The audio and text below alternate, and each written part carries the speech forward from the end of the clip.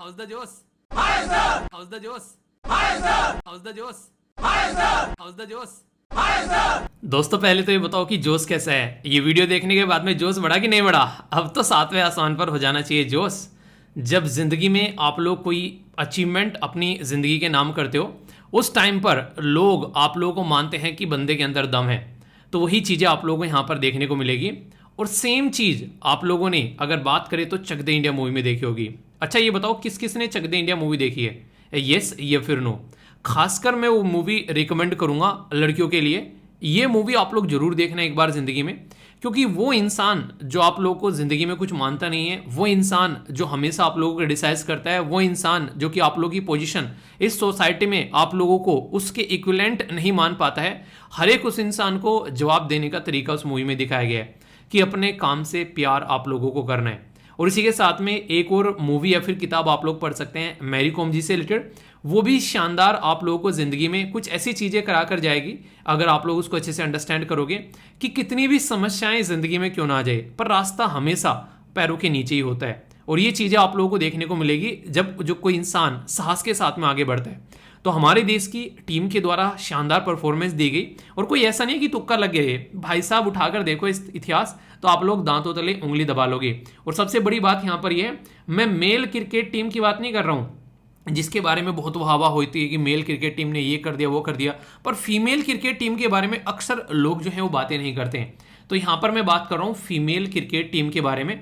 आप लोग सोचो अपने आसपास में जहाँ पर भी आप लोग रहते हो, 1 मिनट के लिए रुक कर सोचो थोड़ा सा कि आसपास में कोई लड़की है आप लोग के आसपास में, आप लोग उसको किस नज़रिए से देखते हो कि ठीक है अभी थोड़ा बहुत पढ़ रही है, फिर उसके बाद में शादी हो जाएगी, ठीक है बच्चे बच्चे होंगे, ज़िंदगी आगे बढ़ेगी।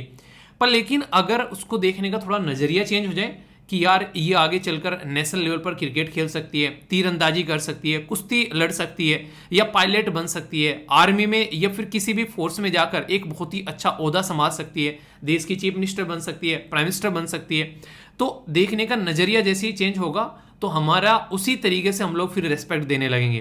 पर लेकिन सबसे बड़ी बात यहाँ पर यह है कि लड़कियों को खासकर वो रेस्पेक्ट जो है वो कमानी एक तरीके छीननी पड़ रही है सोसाइटी में। लड़कों को फिर भी सपोर्ट करते हैं, चलो ये कर लो, पूरा वो कर रहे हैं, पर लड़कियों के मामले में क्या है, पहले उनको टैलेंट दिखाना पड़ेगा, उसके बाद में लोग जो है वो ट्रस्ट करना स्टार्ट करेंगे। लड़कों के मामले में मैक्सिमम टाइम क्या होता है कि लड़के, क्योंकि वो माना जाता है कि सोसाइटी में रेस्पॉन्सिबिलिटी परिवार की वही लेंगे, तो इसलिए उनको वो काम करने के लिए सपोर्ट किया जाता है कि घर पर बैठकर क्या करेगा ये, ठीक है। तो डिफरेंस आप लोगों को देखने को मिलेगा, पर प्रूफ दोनों को करना पड़ता है, ये आप लोग ध्यान रखिएगा। ऐसा नहीं कि बस लड़कियां ही अपने आप को प्रूफ कर रही हैं, प्रूफ लड़कों को भी करना पड़ता है, वरना उस लड़के को जिंदगी भर एक तरीके से यातनाएं झेलनी पड़ती हैं। आप लोग खुद सोचो, एक ऐसा इंसान जिसने जिंदगी में कोई जॉब नहीं ली है, और उस इंसान की एक बार सोचो कि शादी हो गई है, ठीक है, और फिर उसकी रिएक्शन देखा करो आप लोग, ठीक है। थोड़ी थोड़ी चीज़ों के लिए अपने पेरेंट्स से जो है पैसे मांगने पड़ेंगे, उधर जो वाइफ है उसकी भी बहुत सारी चीज़ें हैं कि हाँ उसको भी अपनी एक तरीके से रिक्वायरमेंट पूरी करनी है, बातों बातों पर उसको ताने मिल रहे हैं। ये बात क्यों बता रहा हूँ, एक बच्चे के द्वारा मेल किया गया, बच्चा क्या मतलब एक तरीके से ऐसी है, कोई 27-28 साल का लड़का है, उसने बोला कि सर ज़बरदस्ती शादी कर दी, जॉब नहीं लगी थी, प्रिपरेशन कर रहा था, तो पहले तो सबने बोल बोल के कि शादी की उम्र निकल जाएगी, शादी कर लो शादी कर लो, अब शादी हो गई है तो अब सब ताने भी मुझे ही देते हैं। मतलब पहले तो शादी करा दी, अब ताने भी मुझे ही दिए जा रहे हैं, अब मेरी जॉब नहीं लगी है तो, कि बाप के पैसों पर अपनी बहू को पाल रहा है, आगे बच्चा भी हो जाएगा तो कैसे काम चलेगा, अपने बाप से पैसा लेता रहेगा क्या। तो ये रियलिटी है समाज में लड़कों की भी। तो समस्या दोनों जगह है। काम क्या कर रहे हैं? काम करना है अपने गोल पर फोकस, वही आप लोगों को रिजल्ट दिला सकता है। यहां पर देखो शानदार रिजल्ट 2004 में बेसिकली जीता गया, 2005 में, 6 में, 8 में, 12 में, 16 में, यहां पर 18 में बांग्लादेश ले गया, फिर 22 में आप लोग यहां पर देखने को मिलेगा। तो इस तरीके का पैटर्न आप लोग यहां पर समझ सकते हैं। तो ऐसी जो जीत आती है वो कंसिस्टेंसी के साथ में आती है। ये वो जीत नहीं है जो हवाबाजी में एक बार मिल गई उसके बाद में काम हो गया। ये वो चीज है जो कि रेगुलर आप लोग प्रैक्टिस करते रहेंगे और एक कंसिस्टेंसी के साथ में आप लोग आगे बढ़ेंगे। मतलब कि जिंदगी में जब आप लोग ओनली रिजल्ट को प्यार करोगे तो जिंदगी में एक सितारा देखने को मिलेगा, पर लेकिन जब आप लोग प्रोसीजर, जिस काम को आप लोग कर रहे हो उससे प्यार करना स्टार्ट कर देंगे तो जिंदगी की हर राह पर आप लोगों को सितारा नजर आएगा। क्यों?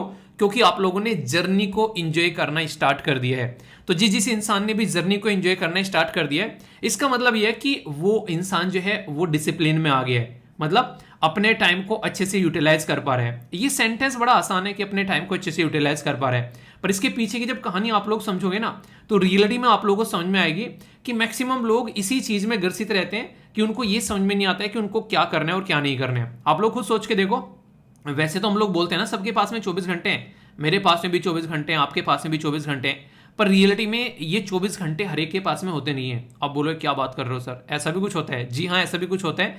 किसी इंसान की जिंदगी में 5 घंटे होते हैं, किसी के में 6 होते हैं, किसी के में 8 और किसी के में 12। मतलब कि 24 घंटे टाइम दिया है इस प्रकृति ने आप लोगों को, पर लेकिन उस 24 घंटे में से कितने घंटे आप लोग इफेक्टिवली यूटिलाइज कर रहे हो? रियलिटी में वही टाइम है आप लोगों का, बाकी तो सब वही है। कैलेंडर की डेट है, चेंज होगी, अभी 2 महीने बाद और नया साल आ जाएगा, उसको फिर एंजॉय करने लगना। तो ये तो कैलेंडर में डेट चेंज होती है, ऐसे ही घड़ी में डेट चेंज होती है, पर रियलिटी में असली टाइम वही होता है जो आप लोग अपना ढंग से यूटिलाइज कर रहे हो। ये बात क्यों बोल रहा हूं? ये बात इसलिए बोल रहा हूं कि जब भी आप लोग पढ़ने बैठते हो ना तो आप लोग टाइम को काउंट करने लगते हो कि 1 घंटा हो गया, 2 घंटे हो गए। क्या कभी ये टाइम काउंट आप लोगों ने किया? आप लोग घूमने निकल गए कि यार 2 घंटे से घूम रहे हैं, खेलने निकल गए 2 घंटे से खेल रहे हैं, मूवी देखने निकल गए, यूट्यूब पर शॉर्ट स्क्रॉल कर रहे हो, इंस्टाग्राम पर रील देख रहे हो, कभी उसमें आप लोगों ने टाइम को देखा है कि कितना टाइम आप लोग किल कर रहे हो? अगर आप लोग वहां पर अपने टाइम को यूटिलाइज कर रहे हो तो ही आप लोगों को चीजों को काउंट करना स्टार्ट करना चाहिए। और रियलिटी में तो यार ये है कि पढ़ाई में आप लोगों को टाइम का पता भी नहीं चलना चाहिए। मान लीजिए मैं 1.5 घंटे की वीडियो बना रहा हूं तो पता भी नहीं चलना चाहिए कब से स्टार्ट हुई, कब से निकल गई। अगर रियलिटी में सीरियस कैंडिडेट हैं आप लोग और उस चीज को एंजॉय कर रहे हो, टाइम हमेशा वो इंसान देखता है जिसको चीज में मजा नहीं आ रहा है, और उस चीज में मजा नहीं आ रहा है इसका मतलब आप लोगों ने उस चीज को टाइम दिया ही नहीं है, आप लोग उसमें इंटरेस्ट क्रिएट कर ही नहीं रहे। तो ये चीज हमेशा ध्यान रखना। ये आप लोगों को नेचर आप लोगों का समझा रहा हूं कि आप लोगों का नेचर कैसा है, ठीक है। आप लोगों को एक बात बताऊं, बड़ी शॉर्ट और सिंपल सी बात है। आप लोग खुद सोचो कि आज की डेट में आप लोग अपनी जिंदगी को कैसे यूटिलाइज कर रहे हो, वही आप लोगों का आगे करियर होगा। आज से 5 साल बाद आप लोग अपने आप को कहां देखना चाह रहे हो? नीचे कमेंट उसमें बताओ। किसी ने सोचा आज तक ये कि अगले साल आप लोग अपनी जिंदगी कहां चाहते हो, अगले 5 साल में कहां चाहते हो, या फिर अगले 10 साल में आप लोग अपने आप को कहां देखना चाहते हो? किसने आज तक इसके बारे में सोचा है? यस या फिर नो लिखना जिसने सोचा है, ठीक है। और सोचना कि रियलिटी में क्या आप लोग उसको टाइम दे रहे हो? सोचने के बाद में ठंडे बस्ते में फेंक दिया, या फिर रियलिटी में टाइम दे रहे हो? इसीलिए कहता हूं शाम को डेली अपनी टू डू लिस्ट बनाओ कि आज क्या, बेसिकली कल क्या करना है। अगर शाम को आपके टेबल पर वो लिस्ट आ गई तो वो लिस्ट आप लोगों को हर बार फोर्स करेगी आप लोगों का काम करने के लिए। अगर नहीं करोगे तो वो लिस्ट आप लोगों को जलील करेगी कि बनाई तो बड़ी शौक से थी, जैसे टाइम टेबल नहीं बनाए तो बड़े शौक से था, फॉलो नहीं कर रहे हो। तो वो चीजें आप लोग तब रिजल्ट में कन्वर्ट होगा जब आप लोग रेगुलरली वो काम करोगे। और ऐसे ही नहीं, शाम को सोने से पहले एक बार रिव्यू भी करना है कि आज जो डिसाइड किया था क्या वो अचीव कर लिया है। और ये 2 ही काम मैं आप लोगों से हमेशा कराता हूं कि कमेंट बॉक्स में जरूर लिखा करो कि टू डू लिस्ट क्या है, आज के दिन स्टार्ट हो चुका है ना, और कल का दिन कैसा रहा। ये 2 चीज आप लोग पॉइंट में बनाकर जरूर लिखा करो कि आज की लिस्ट ये है सर और कल की इतनी अचीव कर ली है। मैं यकीन नहीं मानोगे आप लोग, ये चीज जो है आप लोग 21-22 दिन तक कर देखो, एक बार आदत में घुस गई ना तो आप लोगों को अपना टाइम कैसे यूटिलाइज करना है उसके ऊपर जो पकड़ आएगी वो किसी चीज के साथ में नहीं आएगी। तो जिंदगी में ये चीज ऐसी है यार, इनको सुधार लो अभी, ताउम्र काम आने वाली है, ठीक है। आई होप कि ये चीज आप लोगों के माइंड में आई होगी। और बाकी यहाँ से अगर क्वेश्चन बन जाए तो याद रखेगा कि हमारी कंट्री में वुमेन जो क्रिकेट टीम है उनके द्वारा शानदार परफॉर्मेंस दी गई और एशिया कप जो है उनके द्वारा यहाँ पर जीता गया, ठीक है। तो इसके बारे में याद रखेगा, ये एशिया कप जो फाइनल भी जीता गया, इंपॉर्टेंट यहाँ पर ये किसको हराकर जीता है ये आप लोगों को बताना है, ठीक है। तो देखता हूँ कौन सी आंसर देता है। ओके, इंपॉर्टेंट पर्सनैलिटी है, क्वेश्चन बन जाए तो कंफ्यूजन नहीं होना चाहिए। तो बताओ कि यहाँ पर इनका नाम क्या है, देखता हूँ कौन सा आंसर देता है और मैं एक्सपेक्ट करूंगा कि इनका आंसर जो है आप लोग बिल्कुल सही दोगे। तो देखता हूं कौन कौन सही आंसर देता है। तो आज संडे भी है वैसे, तो संडे में भी आप लोग थोड़ा सा एक काम किया करो, जो चीज़ें हैं उसको थोड़ा सा रिवाइज कर लिया करो, ताकि चीज़ें जो है लंबे समय तक आप लोग याद रख पाओ। और शाम को आप लोगों की क्वेश्चन की वीडियो भी आएगी, जिसमें हम लोग प्रैक्टिस करेंगे। एक टेस्ट टाइप में होगा वो, जिससे ये पता चलेगा कि ये वीक कितने अच्छे से आप लोगों ने यूटिलाइज किया है। ठीक है, तो ये आप लोग अच्छे से उसको एंजॉय करना। शाम को वो जो वीडियो है वो 8:30 बजे डालूंगा मैं। ठीक है, तो 8:30 पर एग्जैक्ट आप लोगों को वो वीडियो मिल जाएगी। तो अच्छे से आप लोगों को उसको प्रैक्टिस करना है, ताकि आप लोगों को ये पता चलता रहे कितने अच्छे से आप लोगों ने अपना जो बेसिकली पूरा वीक जो है उसमें आप लोगों ने लेक्चर सुना है। और आप लोगों को थोड़ा सा एक चेक एंड बैलेंस भी हो जाएगा कि हाँ किस डायरेक्शन में आप लोग चीज़ों को लेकर चल रहे हो। ठीक है, बात की जा रही है कि blind belief in authority is the greatest enemy of truth, यानी किसी भी चीज में अंधा विश्वास, मैं इसमें नहीं कह रहा हूं ओनली, हर एक चीज में कोई भी ऐसी चीज जिसमें आप लोग अंधा विश्वास करते हैं वो कभी भी अंधा विश्वास नहीं होना चाहिए। पहले उस चीज को परख लो कि वो चीज सही है या फिर गलत है, तो ही उसके ऊपर आप लोगों को ट्रस्ट करना चाहिए। और अगर आप लोग अंधा विश्वास करोगे तो आप लोगों को बहुत सारे खामियाजे भुगतने पड़ सकते हैं उस चीज के। ऐसे ही ऑथोरिटी में बात की जा रही है, आप लोग जिस भी पॉलिटिशियन को चूज करते हो आप लोगों को उसमें अंधा विश्वास नहीं होना चाहिए। उसके काम चेक करो कि वो काम कैसे कर रहे हैं, क्या जिस पर्टिकुलर पर्पज के लिए उसको बैठाया गया था वो काम कर रहा है या फिर नहीं कर रहा है। तो कभी भी हमेशा एक ऐसे इंसान को चूज करो जो कि आप लोगों के एरिया में डेवलपमेंट करता हो, आप लोगों के एरिया में एजुकेशन पर फोकस देता हो, रिलीजन के नाम पर दो लोगों को न लड़ाता हो, शांति स्वभाव बनाए रखने का फोकस करता हो, जो लड़कियां हैं खासकर उनकी एजुकेशन को भी सपोर्ट करता हो। तो ऐसी चीजें आप लोगों को फोकस देकर चलनी होती है। ठीक है, तो काफी इंटरेस्टिंग है, आइंस्टीन साहब के द्वारा यहाँ पर ये बात बोली गई और इसको ऐसे या फिर एथिक्स के अंदर केस स्टडी में भी आप लोग यूटिलाइज कर सकते हैं। ओके, तो आप लोगों को यहाँ पर एक बात और ध्यान रखना है, एक ऐसे और एथिक्स की केस स्टडी में डालूंगा। और हाँ, पॉलिटी का फंडामेंटल जो ड्यूटी वाला ये चैप्टर जरूर देखिएगा। एपीजे अब्दुल कलाम सर के जो बेसिकली कोटेशन से मैंने इसको स्टार्ट किया था, बड़ा ही शानदार सा लेक्चर है, आप लोगों को सुनकर मजा आने वाला है। ठीक है, तो बाकी यहाँ पर आप लोगों को पता है कि अच्छे से सेलिब्रेट कीजिए। यहाँ पर चीज़ें जिंदगी है यार, अच्छे से जितना चीज़ों को एंजॉय करेंगे उतना ही ज़्यादा फायदा आप लोगों को देखने को मिलेगा। और रिविजन करते रहिए, क्वेश्चन जो है वो पोस्ट करूंगा और एक ऐसे और एथिक्स की कोटेशन भी आप लोगों को देखने को मिलेगी वीर तालियान वाले पेज पर। ठीक है, तो यहाँ पर आप लोगों को पार्टिसिपेट करना है अच्छे से। जितना अच्छे से आप लोग पार्टिसिपेट करोगे उतना ही अच्छे से आप लोग चीज़ें नई नई सीखोगे। जो ऑलरेडी आंसर दे रहे हैं एक बार उनका आंसर भी आप लोग देख लिया करो। ठीक है, तो हाउस द जोश, जोश बिल्कुल हाई होना चाहिए। ठीक है, और फीडबैक जरूर दिया करो, जैसा भी आप लोगों को लगता है अच्छा बुरा उसको लाइक या डिसलाइक कर आप लोग बता सकते हो। वो एक तरीका प्यार है आप लोगों का, जो आप लोगों को लेक्चर के लिए दिखाना है कि हाँ ये लेक्चर हम लोग को ऐसा लगा है। ठीक है, 1 सेकंड लगती है, वो काम आप लोग जरूर किया करो। ओके, आगे चलते हैं। काफी शानदार एक एक आर्टिकल आप लोगों के सामने आने वाला है। ये तो कुछ बेसिक इन्फॉर्मेशन थी जहां से क्वेश्चन यहां से भी आप लोगों को बन सकते हैं और ये आप लोग एक तरीके से कोटेशन के तौर पर इस्तेमाल कर सकते हैं। तो ये एक ना कहीं डिसिप्लिन के बारे में लिखने के लिए आ जाए एथिक्स के अंदर, वहां पर भी आप लोग इस चीज को इस्तेमाल कर सकते हैं।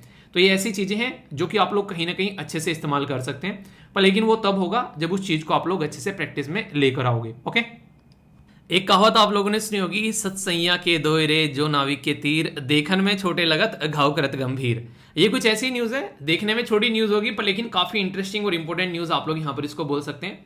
आप लोगों को पता है आप लोग का पिन नंबर क्या है, जिसको आप लोग पिन कोड बोलते हो? अरे हाँ, वही जो एड्रेस में लिखते हो उसी के बारे में बात कर रहा हूँ। उसमें नॉर्मली आप लोगों को 6 शब्द देखने को मिलते हैं। ठीक है, तो उसी के बारे में मैं आप लोगों से बात करूंगा। उसका स्टार्टिंग का नंबर देखकर आप लोगों को ये बता सकता हूं मैं कि आप लोग किस स्टेट से आते हो। जादू है ये? जी हाँ, बिल्कुल जादू है। ऐसा नहीं हो सकता, ऐसा होगा भाई। आप लोग अपना अपना स्टार्टिंग का नंबर लिखो, पिन कोड का स्टार्टिंग का नंबर। ठीक है, इससे यहां पर यह बता दूंगा कि आप लोग किस राज्य से आते हैं। ठीक है, तो ये काफी इंटरेस्टिंग है, इसके बारे में आप लोगों को पता होना चाहिए और कई सारी बातें इसके बारे में मैं आप लोगों को बताता हुआ भी चलूंगा। ये पिन कोड नंबर किसी के इंसान के दिमाग में तो आया होगा ना कभी कि यार ऐसा कुछ होना चाहिए। तो यहाँ पर इसके बारे में इसलिए आया क्योंकि कभी ना कभी जैसे मान लीजिए मैं आप लोगों को चीजें सेंड करना चाहता हूँ, अगर पिन कोड नंबर नहीं होगा तो सही जगह नहीं पहुंच पाएगी। पिन कोड नंबर ही वहां पर डिसाइड करता है कि ये कौन सा रीजन है, कौन सा सब रीजन है, कौन सा डिस्ट्रिक्ट है और कौन सी पोस्ट है। तो ये नंबर आप लोगों के सामने यहाँ पर निकल कर आता है, जिसके बेस पर आप लोग घर में जो प्रोडक्ट आप लोगों ने मंगाया है ऑनलाइन, फिर जो एक तरीके से अमेजन, फ्लिपकार्ट कहीं से भी, और या फिर किसी को आप लोगों को चीजें भेजनी भी है, जैसे जिस बच्चे के पास भी किताबें भेजता हूं तो यहाँ पर मैं हमेशा बोलता हूं कि अपना पिन नंबर आप लोग जरूर दीजिएगा। ठीक है, तो उसके बेस पर पिन नंबर और आप लोगों का फोन नंबर, जिससे कि सही डायरेक्शन में अगर नहीं भी जा रही है, कोई दिक्कत है तो आप लोगों से बात की जा सके। तो ये चीजें रहती हैं, तो इसका मतलब ये रहता है कि उस पर्टिकुलर लोकेशन के बारे में हम लोग को पता चल पाता है। तो ये जो पिन नंबर पहले यहां पर इजाद किया गया, तो ये काफी इंपॉर्टेंट डेट है, 15 अगस्त, याद रखिएगा। ये 1972 की बात है, जब किसी इंसान को लगा कि पिन नंबर होना चाहिए। उनका नाम क्या था? उनका नाम था SBV। SBV शॉर्ट फॉर्म है, जी हाँ SBV शॉर्ट फॉर्म है।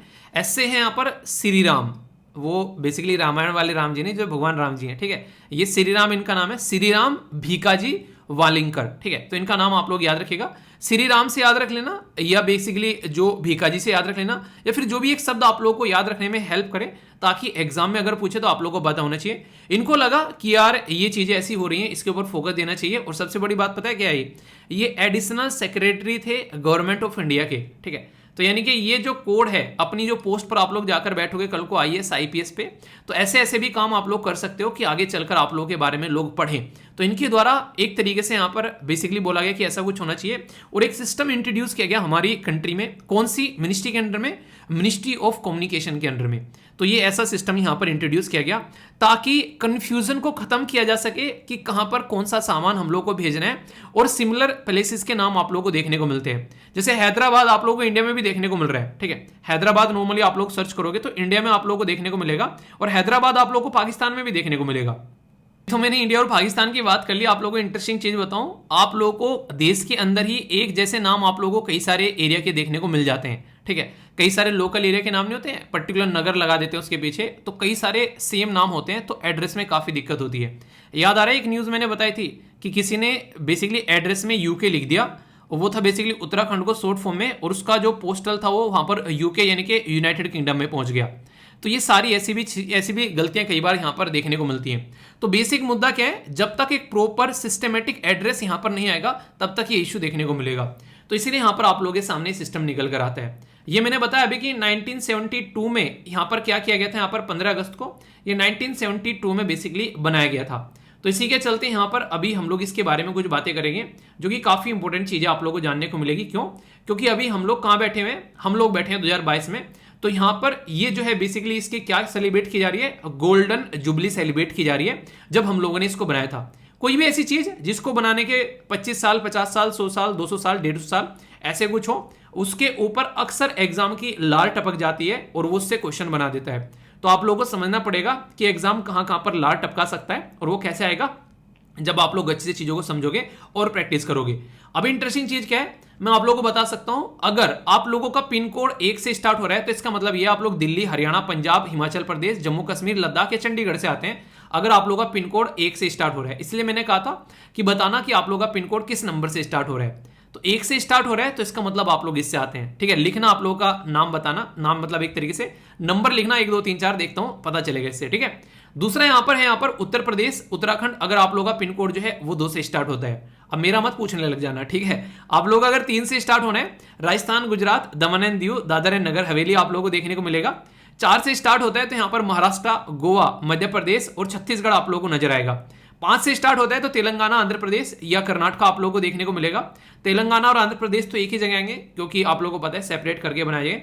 6 से स्टार्ट होगा तो यहां पर तमिलनाडु, केरला, पुडुचेरी और लक्षद्वीप आप लोगों को देखने को मिलेगा। 7 से स्टार्ट होगा वेस्ट बंगाल, उड़ीसा, अरुणाचल प्रदेश, नागालैंड, मणिपुर, मिजोरम, त्रिपुरा, मेघालय, अंडमान निकोबार, ये आसाम और सिक्किम, ये पूरा एक एरिया हो गया ईस्ट वाला, ठीक है। यहां पर अगर 8 से स्टार्ट होगा तो ये बिहार और आप लोगों को यहां पर देखने को मिलेगा झारखंड। और एक एक्स्ट्रा नंबर है यहां पर 9 का मतलब है यहां पर आर्मी पोस्टल सर्विस, यानी कि आर्मी के लिए आप लोग भेज सकते हैं, फिर फील्ड पोस्टल सर्विस, ये आर्मी से रिलेटेड आप लोगों को यहां पर नजर आएगा। तो मतलब क्या हो गया, इसका सीधा सीधा मतलब ये हो गया कि एरिया वाइज 9 जगह यहां पर जोन को डिवाइड किया है, जिसमें से 8 जोन तो हैं वो हमारे पर्टिकुलर जोन है जहां पर हम लोग रहते हैं, और एक नया फंक्शनल जोन बनाया आर्मी के लिए। अगर उनके लिए कोई सामान भेजा जाता है तो उसके पर्टिकुलर एरिया में वो सामान जाएगा यहां पर। तो ये इस तरीके से आप लोगों के घर पे जहां पर भी पोस्टल जो भी आप लोग सामान भेजते हैं वो वहां पर चला जाता है। तो है ना इंटरेस्टिंग वे। तो ये कहीं ना कहीं एक IAS ऑफिसर की एक तरीके से आप लोग दिमाग की करामात है, जो कि यहां तक आप लोगों के सामने मैं अब डिस्कस कर रहा हूं। इसको बने बने पूरे 50 साल यहां पर पूरे हो रहे हैं, तो इसके चलते यहां पर अभी इसके बारे में डिस्कस किया जा रहा है कि हाँ यार ऐसा कुछ हमारे देश में बनाया गया था। नाम इसके अलग अलग हैं। पिन आप लोगों ने नॉर्मल सुना होगा, वैसे फुल फॉर्म इसकी पोस्टल इंडेक्स नंबर या पिन कोड के नाम से भी हम लोग जानते हैं। ये जो पिन कोड है यहां पर पोस्टल इंडेक्स नंबर, इसको कई बार कोड भी बोल देते हैं, पोस्टल पिन कोड, या फिर इसको जिप कोड भी बोल देते हैं, और एरिया कोड के नाम से भी आप लोग इसको जानते हैं, जिसके बेस पर जहां पर आप लोगों को जाना होता है वहां पर आप लोग पहुंच जाते हैं, ठीक है। फर्स्ट इंट्रोड्यूस किया गया था यहां पर 15 अगस्त 1972 में, ठीक है। 6 डिजिट का ये आप लोगों को देखने को मिलता है, ओवरऑल 9 होते हैं इसमें जोन, जिसमें से एक आर्मी के लिए डेडिकेटेड है जो मैंने अभी यहां पर बताया। तो आप लोगों का जोन कौन सा है, नंबर लिखना, और नॉर्थ इस तरीके से आप लोग यहां पर बता सकते हैं किस पर्टिकुलर कैटेगरी में आप लोग का है। ठीक है, तो ये मैंने कई बार देखा है, मैंने कहा जो भी पिन कोड होता है जहां पर मतलब रहता हूं उसके सामने कुछ ना कुछ लिखा होता है, नंबर नहीं बताऊंगा, ठीक है, ABCD कुछ लिखा होता है, मतलब इनमें से 1 2 3 4 5 6 में से। मैं ये हमेशा ये सोचता था, मैंने कहा ये इससे ही क्यों स्टार्ट होता है। ठीक है, मतलब जब तक मुझे पता नहीं था इस चीज़ के बारे में, तो मैंने कहा जब भी देख लें यहाँ पर मतलब कि किसी एरिया में रह रहे हैं वहाँ पे भी इसी से स्टार्ट हो रहा है, बाद का नंबर कुछ होता रहता है पर लेकिन यहाँ पे इसी से स्टार्ट होता है। तो वो रीज़न यहाँ पर इसका स्टेट का नाम आप लोगों को बेसिकली देखने को मिलेगा कि कौन से जोन में आप लोग का स्टेट आता है ना। इंटरेस्टिंग न्यूज़, तो ये काफ़ी इंटरेस्टिंग है। अपने घर वालों से पूछना इसका रीज़न, या फिर किसी भी दोस्त से पूछना कि बताओ इसका रीज़न ऐसा क्यों होता है, तब आप लोगों को काफ़ी इंटरेस्टिंग चीज़ पता चलेगी। ठीक है, ऐसे एक क्वेश्चन बताओ किस किस को रियलिटी में पता था इसके बारे में आपसे पहले कि हाँ ऐसा कुछ होता है, यस या फिर नो, बताना किस किस को पता था। बाकी कुछ एक्स्ट्रा इन्फॉर्मेशन है जो कि यहाँ पर पर्सनैलिटी का नाम भी मैंने आप लोगों को बता दिया है जिनके द्वारा यहाँ पर ये बनाया गया, और ये कौन सी मिनिस्ट्री के अंडर में आता है, इनके मिनिस्टर कौन है वो आप लोगों को बताना है। तो देखता हूँ किस किस के यहाँ पर याद है। ठीक है, तो इंटरेस्टिंग न्यूज़ थी। आज के एसएलवी कमांडो है, इनका नाम है IAS सानू पाटीदार। काफी शानदार तरीके से आंसर दे गए, आप लोग जाकर देखिएगा, काफी कुछ आप लोगों को जानने को मिलेगा। इसी के साथ में यहाँ पर IPS जो हरगुन कौर हैं, इनके द्वारा भी काफी अच्छे से आंसर दिए गए, काफी डिटेल में। तो यहाँ पर देखिए, एक तो आंसर मैं सोच रहा हूँ आप लोगों का उठा लिया करूँ जो कि आप लोग सबसे ज्यादा लाइक करते हो, वो आंसर जो कि मैक्सिमम बच्चे पार्टिसिपेट करते हैं। ठीक है, और दूसरा यहाँ पर एक ऐसा आंसर भी जिसमें कुछ मुझे लगे इंटरेस्टिंग है आप लोगों को बताने के लिए, ऐसा कोई आंसर उठा लो। जैसे इनके द्वारा यहाँ पर एक काफी डिटेल में डिस्कस किया गया, मैंने आर्टिकल डिस्कस किया था यहाँ पर आप लोगों से हिजाब के बारे में।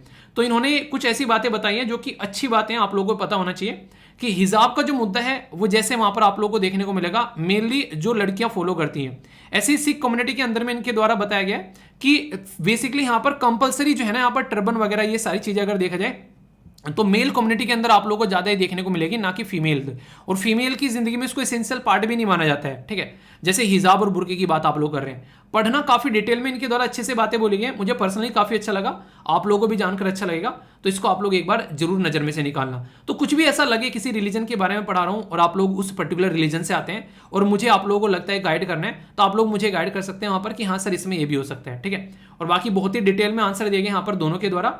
जैसे मैंने आप लोगों से पूछा था यहाँ पर APJ अब्दुल कलाम सर के बारे में, तो डिटेल में एक्सप्लेन किया गया, काफी अच्छा लगा मुझे, दोनों के द्वारा काफी अच्छे से एक्सप्लेन किया गया। तो आप लोग यहाँ पर देख सकते हैं। तो इस तरीके से चीजों को अच्छे से कवर करो तब जाके मजा आता है। ठीक है, तो आंसर डेली 2 आंसर में दिखाया करोगे यहाँ पर, एक तो वो जो सबसे ज्यादा आप लोग लाइक किया करोगे और एक वो जिसमें कंप्लीट आंसर हुआ करेगा या फिर कुछ डिफरेंट हुआ करेगा जो कि मैं आप लोगों के साथ में शेयर कर सकूं। ठीक है, तो ये आप लोग ध्यान रखना, बताइए सही रहेगा फिर गलत, आप लोग अपनी राय दे सकते हैं। ओके, आप लोगों से एक बात अगर बोली जाए कि आप लोग बोले यहाँ पर कोई पर्टिकुलर पर्सन है और उसको ऑपरेशन करना है, ठीक है, और नॉर्मली बॉडी को सुन भी ना किया जाए और उसको ऑपरेशन करना है, उसकी बॉडी को चीरना है, उसके अंदर में से जो भी प्रॉब्लम है वो निकालनी है, फिर उसको सीलना है।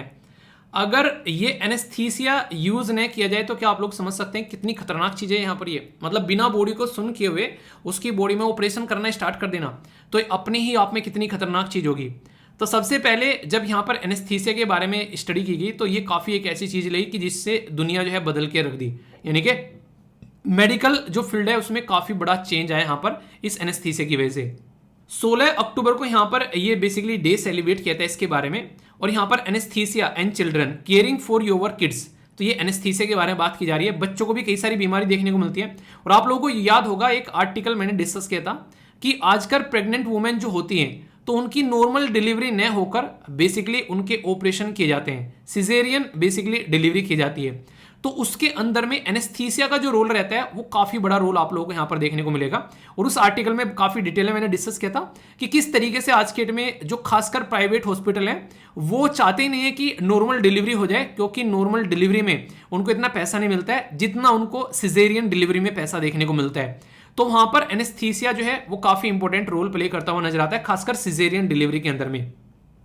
पहली बार सक्सेसफुल डेमोन्स्ट्रेशन इसका किया गया था, बेसिकली डाइथाइल जो ईथर है ये एनेस्थीसिया के तौर पर 1846 में यानी कि 1846 में यहां पर इसका इस तरीके से इस्तेमाल किया गया। तो एनेस्थीसिया एक लाइफ सेविंग आप लोग सिस्टम बोल सकते हो जो कि आज के डेट में देखने को मिलता है। आप लोग की क्या रहे इसके बारे में आप लोग बताइएगा, ठीक है। तो ये है बेसिकली यहां पर इंपॉर्टेंट डे।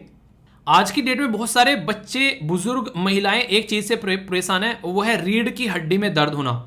बहुत बड़ा रीजन है इसका कि एक्सरसाइज नहीं करना, वो बहुत बड़ा रीजन आप लोगों को देखने को मिलेगा। एक जगह घंटों घंटों बैठे रहना और उठकर चलना ना, ये बहुत बड़ी प्रॉब्लम आप लोगों को देखने को मिलेगी। तो आज की डेट में जो यहाँ पर दर्द है कमर के अंदर में, ये इनएक्टिविटी की वजह से काफी ज्यादा देखने को मिलता है और इसके अंदर कई सारे फ्रैक्चर आ जाते हैं, मुड़ जाता है, बहुत सारे इश्यूज देखने को मिलते हैं, बैक पेन होना स्टार्ट हो जाता है। तो 16 अक्टूबर को इसी के बारे में अवेयरनेस फैलाने के लिए, ताकि जो बर्डन है आज के डेट में स्पाइनल पेन का और डिसेबिलिटी का अराउंड द वर्ल्ड बढ़ता जा रहा है, इस बर्डन को कम किया जा सके, इसीलिए बार बार कहते हैं कि एक्सरसाइज जो है वो लाइफ का पार्ट इंसान की होना चाहिए, जो कि अक्सर नहीं देखने को मिलता है। तो एवरी स्पाइन काउंट, ये यहाँ पर थीम रखी गई कि हर एक स्पाइन यानी कि हर एक इंसान की रीढ़ की हड्डी जो है वो मायने रखती है। इसके ऊपर आप लोगों को फोकस देकर चलना ही चलना पड़ेगा। तो ये बातें आप लोग यहाँ पर समझ सकते हैं। तो काफी ज्यादा इंपॉर्टेंट है यार, अगर स्पाइन काउंट नहीं करेंगे तो बहुत सारे प्रॉब्लम निकल कर आएगी। तो इसलिए बोलते हैं कि हर एक स्पाइन जो है उसको काउंट करना चाहिए। आप लोगों की क्या राय है, काउंट होना चाहिए नहीं? फिर आप लोग अपनी राय बताइए। क्या आप लोगों की कमर में दर्द होता है लंबे समय तक बैठे रहना? कोशिश क्या करो कि 1 घंटा पढ़ लिया और 5 मिनट उठ के थोड़ा सा स्ट्रेचिंग कर लो, झुको थोड़ा कमर, हाथ इधर उधर थोड़ा सा, नहीं जो थोड़ा सा कार्डियो टाइप में 2-4 चीजें करते हैं, तो वो 2-4 स्टेप आप लोग कर सकते हैं। जंपिंग जैक हल्का सा आप लोग कर लो, थोड़ा कमर झुकाकर हाथ जो है नीचे ग्राउंड में रखने की कोशिश करो, तो बहुत सारी चीजें आप लोगों को यहाँ पर अच्छी होती नजर आएगी। प्लैंक एक काफी बड़ा एक तरीका है इस पर्टिकुलर प्रॉब्लम से डील करने के लिए। प्लैंक को भी आप लोग अपनी लाइफ का पार्ट यहाँ पर बना सकते हैं, ठीक है। यानी कि एक्सरसाइज है घुमा फिराकर, और कुछ नहीं है। ओके। ऑनलाइन गेमिंग एक ऐसी बीमारी है आज की डेट में जिसकी वजह से बहुत सारे लोग जो हैं इस बीमारी का शिकार हैं, और वो इतने हद तक हैं जिसकी कुछ हद नहीं है। एक तरीके से इंसान जो है अपने माँ बाप की डेथ कर दे रहा है, उसको गोली मार दे रहा है, ऐसी भी न्यूज़ देखने को मिली। कई सारे ऐसे इंसिडेंट निकल कर आ रहे हैं कि माँ बाप के पैसे चोरी कर बच्चों के द्वारा ऑनलाइन गेमिंग में लगाए जा रहे हैं।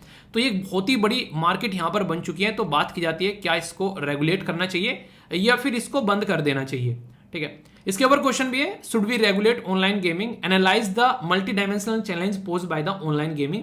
आज की डेट में ऑनलाइन गेमिंग जो है बहुत ही बड़ा क्रेज बन चुका है लोगों के लिए, तो ये काफी बड़ी समस्या भी है। तो दोनों के ऊपर ध्यान रखकर हम लोग को चलना है, क्योंकि एक बैलेंस बनाना जरूरी है। कुछ चीज अच्छी है, कुछ चीज बुरी है, तो यानी कि जो अच्छी है उसको और ज्यादा बढ़ावा देना है और जो बुरी है उसको यहाँ पर और कम करना है।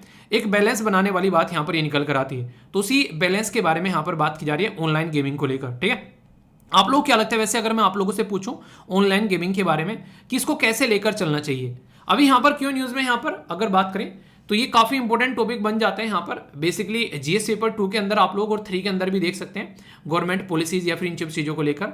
तो इंटर मिनिस्ट्रियल टास्क फोर्स यहाँ पर सेटअप की गई है ministry of electronics and information technology के द्वारा, ताकि नेशनल लेवल पर हम लोग इसको रेगुलेट कर सकें। क्योंकि ये जो ऑनलाइन गेमिंग है यहाँ पर, इसको यहाँ पर प्रॉपर वे में लेकर चला जाएगा, तभी सिचुएशन को हम लोग सुधार पाएंगे। वरना इसके अंदर में मनी लॉन्ड्रिंग भी देखने को मिलती है, यानी कि इसके अंदर मनी लगा दी यहाँ पर, तो एक तरीके से ब्लैक तरीके से कमाई गया पैसा को यहाँ पर इन्वेस्ट करने की भी बात यहाँ पर की जाती है। तो ये चीजें है। तो रिकमेंडेशन तो ये है कि सेंट्रल लेवल पर यहाँ पर ऑनलाइन गेमिंग को लेकर प्रॉपर एक सिस्टमेटिक वे में फोकस देकर आप लोगों को चलना चाहिए। सेंट्रल लेवल पर भी एक रेगुलेटरी बॉडी होनी चाहिए, ताकि कोई किस तरीके से यहाँ पर पैसा आ रहा है, किस तरीके से जा रहा है, वो चीजें पता होनी चाहिए। रेगुलेटिंग बॉडी यहाँ पर एक तरीके से इंडस्ट्री सारी आ जाती है यहाँ पर निकल कर कि भाई साहब ऐसा हो जाएगा, इतनी बड़ी इंडस्ट्री है, हम बर्बाद हो जाएंगे। ऑनलाइन सट्टे बाजार इतनी चलती है जिसकी कुछ हद नहीं है, ठीक है। तो एक प्रॉपर प्लेटफॉर्म के थ्रू यहाँ पर कैसे चीजें लेकर चलनी है, वो सब मुद्दे भी आप लोगों को यहाँ पर देखने को मिलते हैं। तो हर एक लेवल पर यहाँ पर बेसिकली 3 टायर एक सिस्टम बनाने की बात यहाँ पर आप लोगों को देखने को मिल रही है। पहले तो मिनिस्ट्री लेकर चलेगी, सेंट्रल गवर्नमेंट इसके ऊपर ध्यान देगी कैसे काम चल रहे हैं। सेल्फ रेगुलेटिंग बॉडी भी होनी चाहिए, जैसे मैं कहता हूं ना सेल्फ पनिशमेंट। अगर आप लोग अपने आप को खुद रेगुलेट करना सीख गए तो किसी और की जरूरत नहीं पड़ेगी। इसका मतलब कि आप लोग जानते हैं आप लोगों के लिए क्या सही है और क्या गलत है। तो सेल्फ रेगुलेशन इसको बोलते हैं। इसी के साथ में जो पब्लिशर है यहाँ पर, उनको भी यहाँ पर ग्रीवेंस रिड्रेसल बाय पब्लिशर होना चाहिए, ताकि यहाँ पर उस सिचुएशन को भी देखा जा सके। तो कहने का मतलब है कि ऐसी चीजें जिस पर मिलकर काम करना पड़ेगा, कोई एक इंडिविजुअल काम करे तो ये आप लोगों को यहाँ पर फायदा देता हुआ नहीं नजर आएगा, ठीक है। इसमें भी कई सारे गेम होते हैं, ठीक है, वो उसके बारे में भी आप लोगों से डिस्कस करूंगा। एक आर्टिकल बड़े ही इंटरेस्टिंग वे में हम लोग उसको डिस्कस करेंगे, जिससे कि आप लोग यहाँ पर चीजों को समझ पाओगे। सोसाइटी पर क्या इंपैक्ट हो रहा है, अगर आप लोगों को रिवेन्यू के बारे में बात की जाए इसके बारे में, तो एक ह्यूज रिवेन्यू आप लोगों को इसके अंदर देखने को मिलेगा। एक्सपेक्ट किया जा रहा है कि 1.5 बिलियन हुआ है 2022 में, ठीक है, और 2025 में 5 बिलियन एस्टिमेशन यहां पर लगाया जा रहा है ऑनलाइन गेमिंग का। तो इससे आप लोग अंदाजा लगा सकते हैं। और एक जो रेट है पर्टिकुलर ग्रोथ का, वो 38% आप लोगों को देखने को मिल रहा है। और ये ऐसा नहीं हमारे देश में है, चाइना में 8% है, यूएसए में बेसिकली 10% है, हमारे यहाँ 38% है इसकी इंडस्ट्री का जो ग्रोथ रेट देखने को मिल रहा है। तो आने वाले टाइम में यहाँ पर ये और लेवल पर बढ़ती नजर आएगी, और माना यह जा रहा है कि ये और अच्छे लेवल पर यहाँ पर आप लोगों को चीजें आने वाले टाइम में देखने को मिलेगी, ठीक है। तो इसको देखते हैं कैसे इसको टैकल किया जा सकता है। अगर एक्सपेक्टेशन लगाया जाए कि रिवेन्यू कितना होगा, तो ये कंडीशन आप लोग देख सकते हैं, ठीक है। इंडिया जो है परसेंटेज वाइज अगर बात करें, न्यू पेइंग यूजर आप लोगों को देखने को मिल रहे हैं। यहाँ पर कई तरह की चीजें आप लोगों को देखने को मिलेगी। अगर रिपोर्ट के हिसाब से माने, federation of India chamber of commerce industry के हिसाब से, तो ये आज की डेट में रिवेन्यू जो है 26% से ग्रो हो रहा है देश के अंदर में। और ये अलग अलग डेटा आप लोगों को अलग अलग तरीके से देखने को मिलता है। तो इंपॉर्टेंट मुद्दा क्या है वो आप लोगों को ये पता होना चाहिए बेसिकली, कि ऑनलाइन गेमिंग यहाँ पर 3 तरीके से आप लोग इसको देखिए। सबसे पहला तो वो इंसान यहाँ पर गवर्नमेंट किसको देखेगी ऊपर से, ठीक है, सेल्फ रेगुलेटरी बॉडी होगी और यहाँ पर पब्लिशर होंगे। पर लेकिन तीसरा जो चौथा पिलर है बेसिकली, उसको हम लोग भूल जा रहे हैं, वो है पेरेंट्स और बच्चे। जो बच्चे खेल रहे हैं और जो पेरेंट्स हैं उनको कैसे यहाँ पर चीजों को टैकल करना है। यहाँ तो मनी के पॉइंट ऑफ से बात चल रही है, पर एक बच्चा जो कि उसके पीछे लगा हुआ है, वो खा नहीं रहा है, पी नहीं रहा है, सो नहीं रहा है, अपनी हेल्थ बर्बाद कर रहा है, गेम में लगा हुआ है, उसको किस तरीके से देखा जाए, तो वो सिचुएशन यहां पर समझनी पड़ेगी, ठीक है। तो वो काफी ज्यादा जरूरी है। एक छोटा सा आर्टिकल डिस्कस करूंगा जो कि पहले डिस्कस किया था, आप लोगों का रिवीजन होगा उसका, और बहुत ही इंपॉर्टेंट है वो। ऐसा ही केस यहां पर एक राज्य में पर्टिकुलर देखने को मिला और हाई कोर्ट के अंदर केस पहुंचा, तो कई सारी बातें जानने को मिलेगी, ठीक है। बाकी क्वेश्चन यहां पर साइज ऑनलाइन गेमिंग का अगर मार्केट के बारे में बात करें तो बोला जा रहा है कि कंपाउंडिंग एनुअल ग्रोथ जो है 38% यहां पर देखने को मिल रहा है इंडिया के अंदर में। और न्यू पेइंग जो यूजर हैं वो फास्ट ग्रोइंग है वर्ल्ड के अंदर में। बोला जा रहा है कि 40% 2020 में, 50% 2021 में इस तरीके से रीच हो रही है। सही आंसर क्या है? ए में बोला गया ओनली वन, बी में बोला गया टू, सी में बोला गया बोथ, और डी में बोला गया none of the above.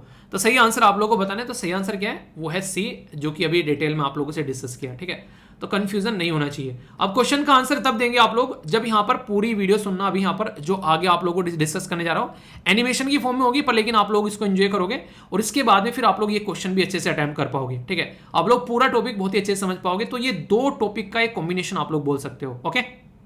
Important है, काफी डिटेल में डिस्कस करूंगा, कई सारी बातें आप लोगों को जानने को मिलेगी और जीएस पेपर 1 और 2 के साथ में आप लोग इसको कनेक्ट कर देख सकते हैं। अभी रिसेंटली क्या किया गया हमारी कंट्री में, एक पर्टिकुलर कानून पास किया गया था यहाँ पर, किसके द्वारा? कर्नाटक के द्वारा। कर्नाटक हमारी कंट्री में यहाँ पर एक राज्य आप लोग को देखने को मिलेगा जो कि कई सारे राज्य के साथ में बॉर्डर टच करते हैं, जैसे कि गोवा हो गया, महाराष्ट्र हो गया, तेलंगाना हो गया, आंध्र प्रदेश हो गया, तमिलनाडु हो गया और केरला हो गया।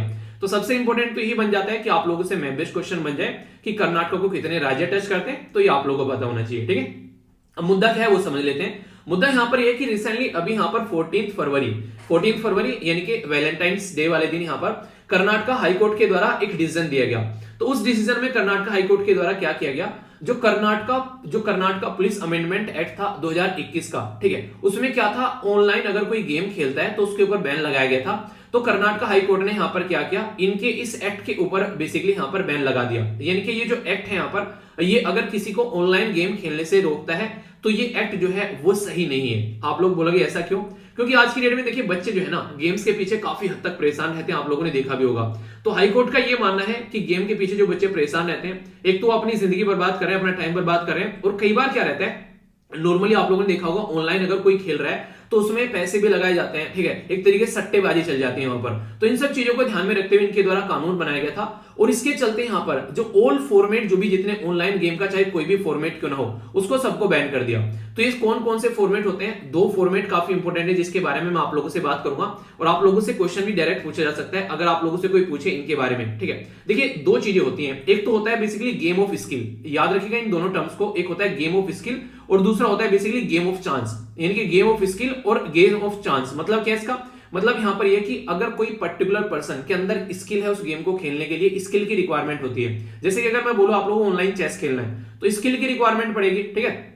आप लोगों को अगर इस तरीके से बोलेगी कि कोई भी ऐसा जिसमें स्किल की जरूरत है, पर लेकिन अगर आप लोगों को आज की डेट में बोला जाए कि आप लोगों को लूडो खेलना है तो स्किल की जरूरत तो नहीं पड़ेगी आप लोगों को, तो उसमें लूडो को एक डिग्गी सी को बस ऐसे डालना है, उस पर जो भी आएगा आप लोगों के हाथ में तो कुछ है नहीं। अब आप लोग बोले उसको फेंकने में भी स्किल चाहिए खिलाने के लिए, तो यार देखो वो बेसिकली हाई कोर्ट ने भी नहीं माना है, ठीक है। तो उसको बेसिकली बोलते हैं गेम ऑफ चांस, कि आप लोग फेंक रहे हैं चीजों को इस तरीके से और चांस के कुछ भी आ सकता है, ठीक है, तो उसमें स्किल नहीं होता है। तो गेम ऑफ चांस को आप लोग एक बार को बंद कर सकते हो, पर लेकिन गेम ऑफ स्किल जो है तो इंसान की स्किल है ना, एक तरीके से उसको चेस खेलना आता है, उसको बंद नहीं कर सकते। तो ये मुद्दा बन गया। तो दोनों के बारे में आप लोगों को डिफरेंस पता होना चाहिए, ठीक है। तो अभी मुद्दा क्या हो गया? मुद्दा यहां पर ये हो गया कि अगर कोई भी ऐसा इंसान है जो कि ऑनलाइन गेम खेलता पाया गया तो एक तो नॉन बेलेबल ऑफेंस होगा, यानी कि उसकी बेल नहीं होगी, और ऊपर से 1 लाख रुपए का फाइन लगेगा और यहां पर 3 साल तक की सजा हो सकती है। भाई साहब इतनी खतरनाक चीज, अगर कोई गेम खेल रहा है तो गेम खेलने से पहले आप लोग सोच लेना कि खेलना भी है या नहीं खेलना है। अब इंपॉर्टेंट मुद्दा यहां पर ये आ गया कि जब ये सारे मुद्दे हो गए तो यहाँ पर जो internet and mobile association of India है ये भाई साहब कोर्ट में चले गए और उनके द्वारा बोला गया कर्नाटक के द्वारा जो हरकतें की जा रही है सही नहीं है। 2 मुद्दों के तरीके से ध्यान में रखते हुए उनके द्वारा बातें बोली गई, 2 क्या 3 मुद्दे हैं बेसिकली जो कि इंपॉर्टेंट भी हैं। पहला मुद्दा तो इनके द्वारा ये बोला गया कि इसकी वजह से जो राज्य के अंदर में जो स्टार्टअप हब स्टार्ट हो रहा था, यानी कि स्टार्टअप यानी कि जो काम करना स्टार्ट करते हैं, कंपनी बनाते हैं और फिर लोगों को व्यापार भी देते हैं, लोगों को जॉब भी देते हैं और देश को व्यापार भी देते हैं और पैसा भी कमाते हैं। तो स्टार्टअप जो है हमारी कंट्री में बेसिकली जो गेम के फील्ड में वो प्रॉपर वे में आगे नहीं बढ़ पाएंगे, पहली इंपॉर्टेंट बात। दूसरी इंपॉर्टेंट बात, अगर इसके ऊपर बैन लगा देते हैं तो काफी बड़ा रिवेन्यू डेफिसिट आएगा, यानी कि जो पैसा राज्य कमा रहा है वो राज्य के पास में पैसा नहीं आएगा। तीसरी इंपॉर्टेंट बात यहाँ पर, ये ऑफशोर गैम्बलिंग जो है वो काफी ज्यादा बढ़ेगी और हमारी दो देश जो है यहाँ पर पीछे छूट जाएगी। इनके द्वारा यहाँ पर ये बातें बोलेगी। अब मुद्दा क्या आ गया, मुद्दा यहाँ पर ये आ गया, जब कोर्ट के पास में पहुंचा तो कोर्ट तो भाई साहब अच्छी से चीजों को समझता है। अब कोर्ट ने यहाँ पर पूछा कर्नाटक गवर्नमेंट से कि भाई साहब तुम्हारा पक्ष क्या है इसमें, आखिर क्यों आप लोगों ने ये कानून लेकर आए और इसमें क्या क्या गलत खामी है, वो उसके बारे में अब आप लोगों से बातें की जाएगी।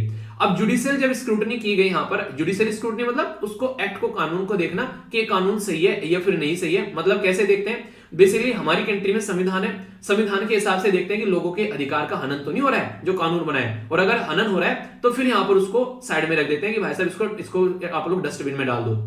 तो जो लेजिस्लेटिव अटेम्प्ट यहाँ पर किया गया था अभी कर्नाटक के द्वारा, तो उसको डस्टबिन में डाल दिया। यानी कि कहने का मतलब यहाँ पर ये कि ऐसा ही मद्रास हाईकोर्ट के द्वारा भी काम किया गया था, जब यहाँ पर तमिलनाडु के अंदर भी रम्मी और पोकर बेसिकली जो गेम है उसके ऊपर इसको टारगेट करते हुए बैन लगाया गया। तो यहाँ पर अब हाईकोर्ट क्या बोल रहे हैं उनकी बातें हम लोग समझ लेते हैं। देखिए यहाँ पर अगर आज की डेट में बात करें, हर एक इंसान जो है उसके पास में खुद के अधिकार है। जैसा मैंने आप लोग कई बार बताया, जैसे पार्ट 3 में भी आप लोग जाएंगे ना, तो आप लोगों को आर्टिकल 12 से लेकर आर्टिकल 35 तक फंडामेंटल राइट है, और इसमें आर्टिकल 19 जो है ये काफी इंपॉर्टेंट है। यहाँ पर आप लोगों को अधिकार देता है freedom of speech and expression का। ठीक है, इंपॉर्टेंट क्वेश्चन है, डायरेक्ट पूछ लिया जाएगा। और इसी के साथ में एक इंपॉर्टेंट यहाँ पर याद रखिएगा, ये अधिकार देता है freedom of profess and occupation, trade and business, यानी कि इंसान जो है अपना व्यापार कर सकता है, तो ये भी अधिकार देता है।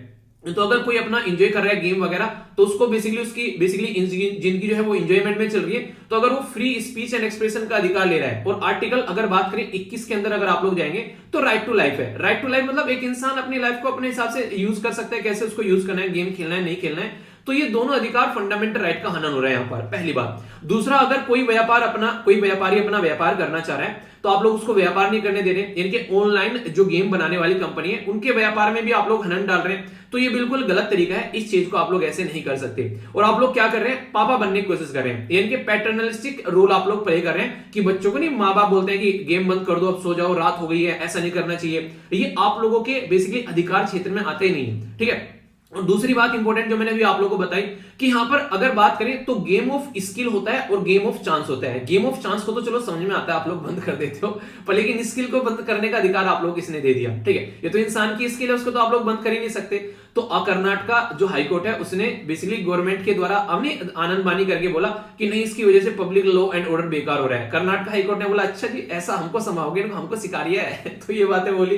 तो उसके चलते आप लोग को देखने को मिलेगा कि आज की डेट में यहाँ पर कंडीशन ये निकल के आ रही है कि इनके द्वारा बोला गया कि 28,000 के करीब केस जो है यहाँ पर देखने को मिले, जिसमें काफी ज्यादा खतरा देखने को मिला गैम्बलिंग के चलते, और यहाँ पर ये बेसिकली दिक्कतें देखने को मिल रही है। ठीक है, तो उसके चलते यहाँ पर कई सारे इश्यूज निकल कर आए, तो कोर्ट ने यहाँ पर उसको अलग तरीके से देखा पड़े। कोर्ट ने बोला कि अगर कोई आज के डेट में इंफॉर्मेशन, एक्सप्रेशन या फिर एंटरटेनमेंट है तो वो कॉन्स्टिट्यूशन के थ्रू प्रोटेक्ट किया गया है, संविधान में फंडामेंटल राइट के थ्रू।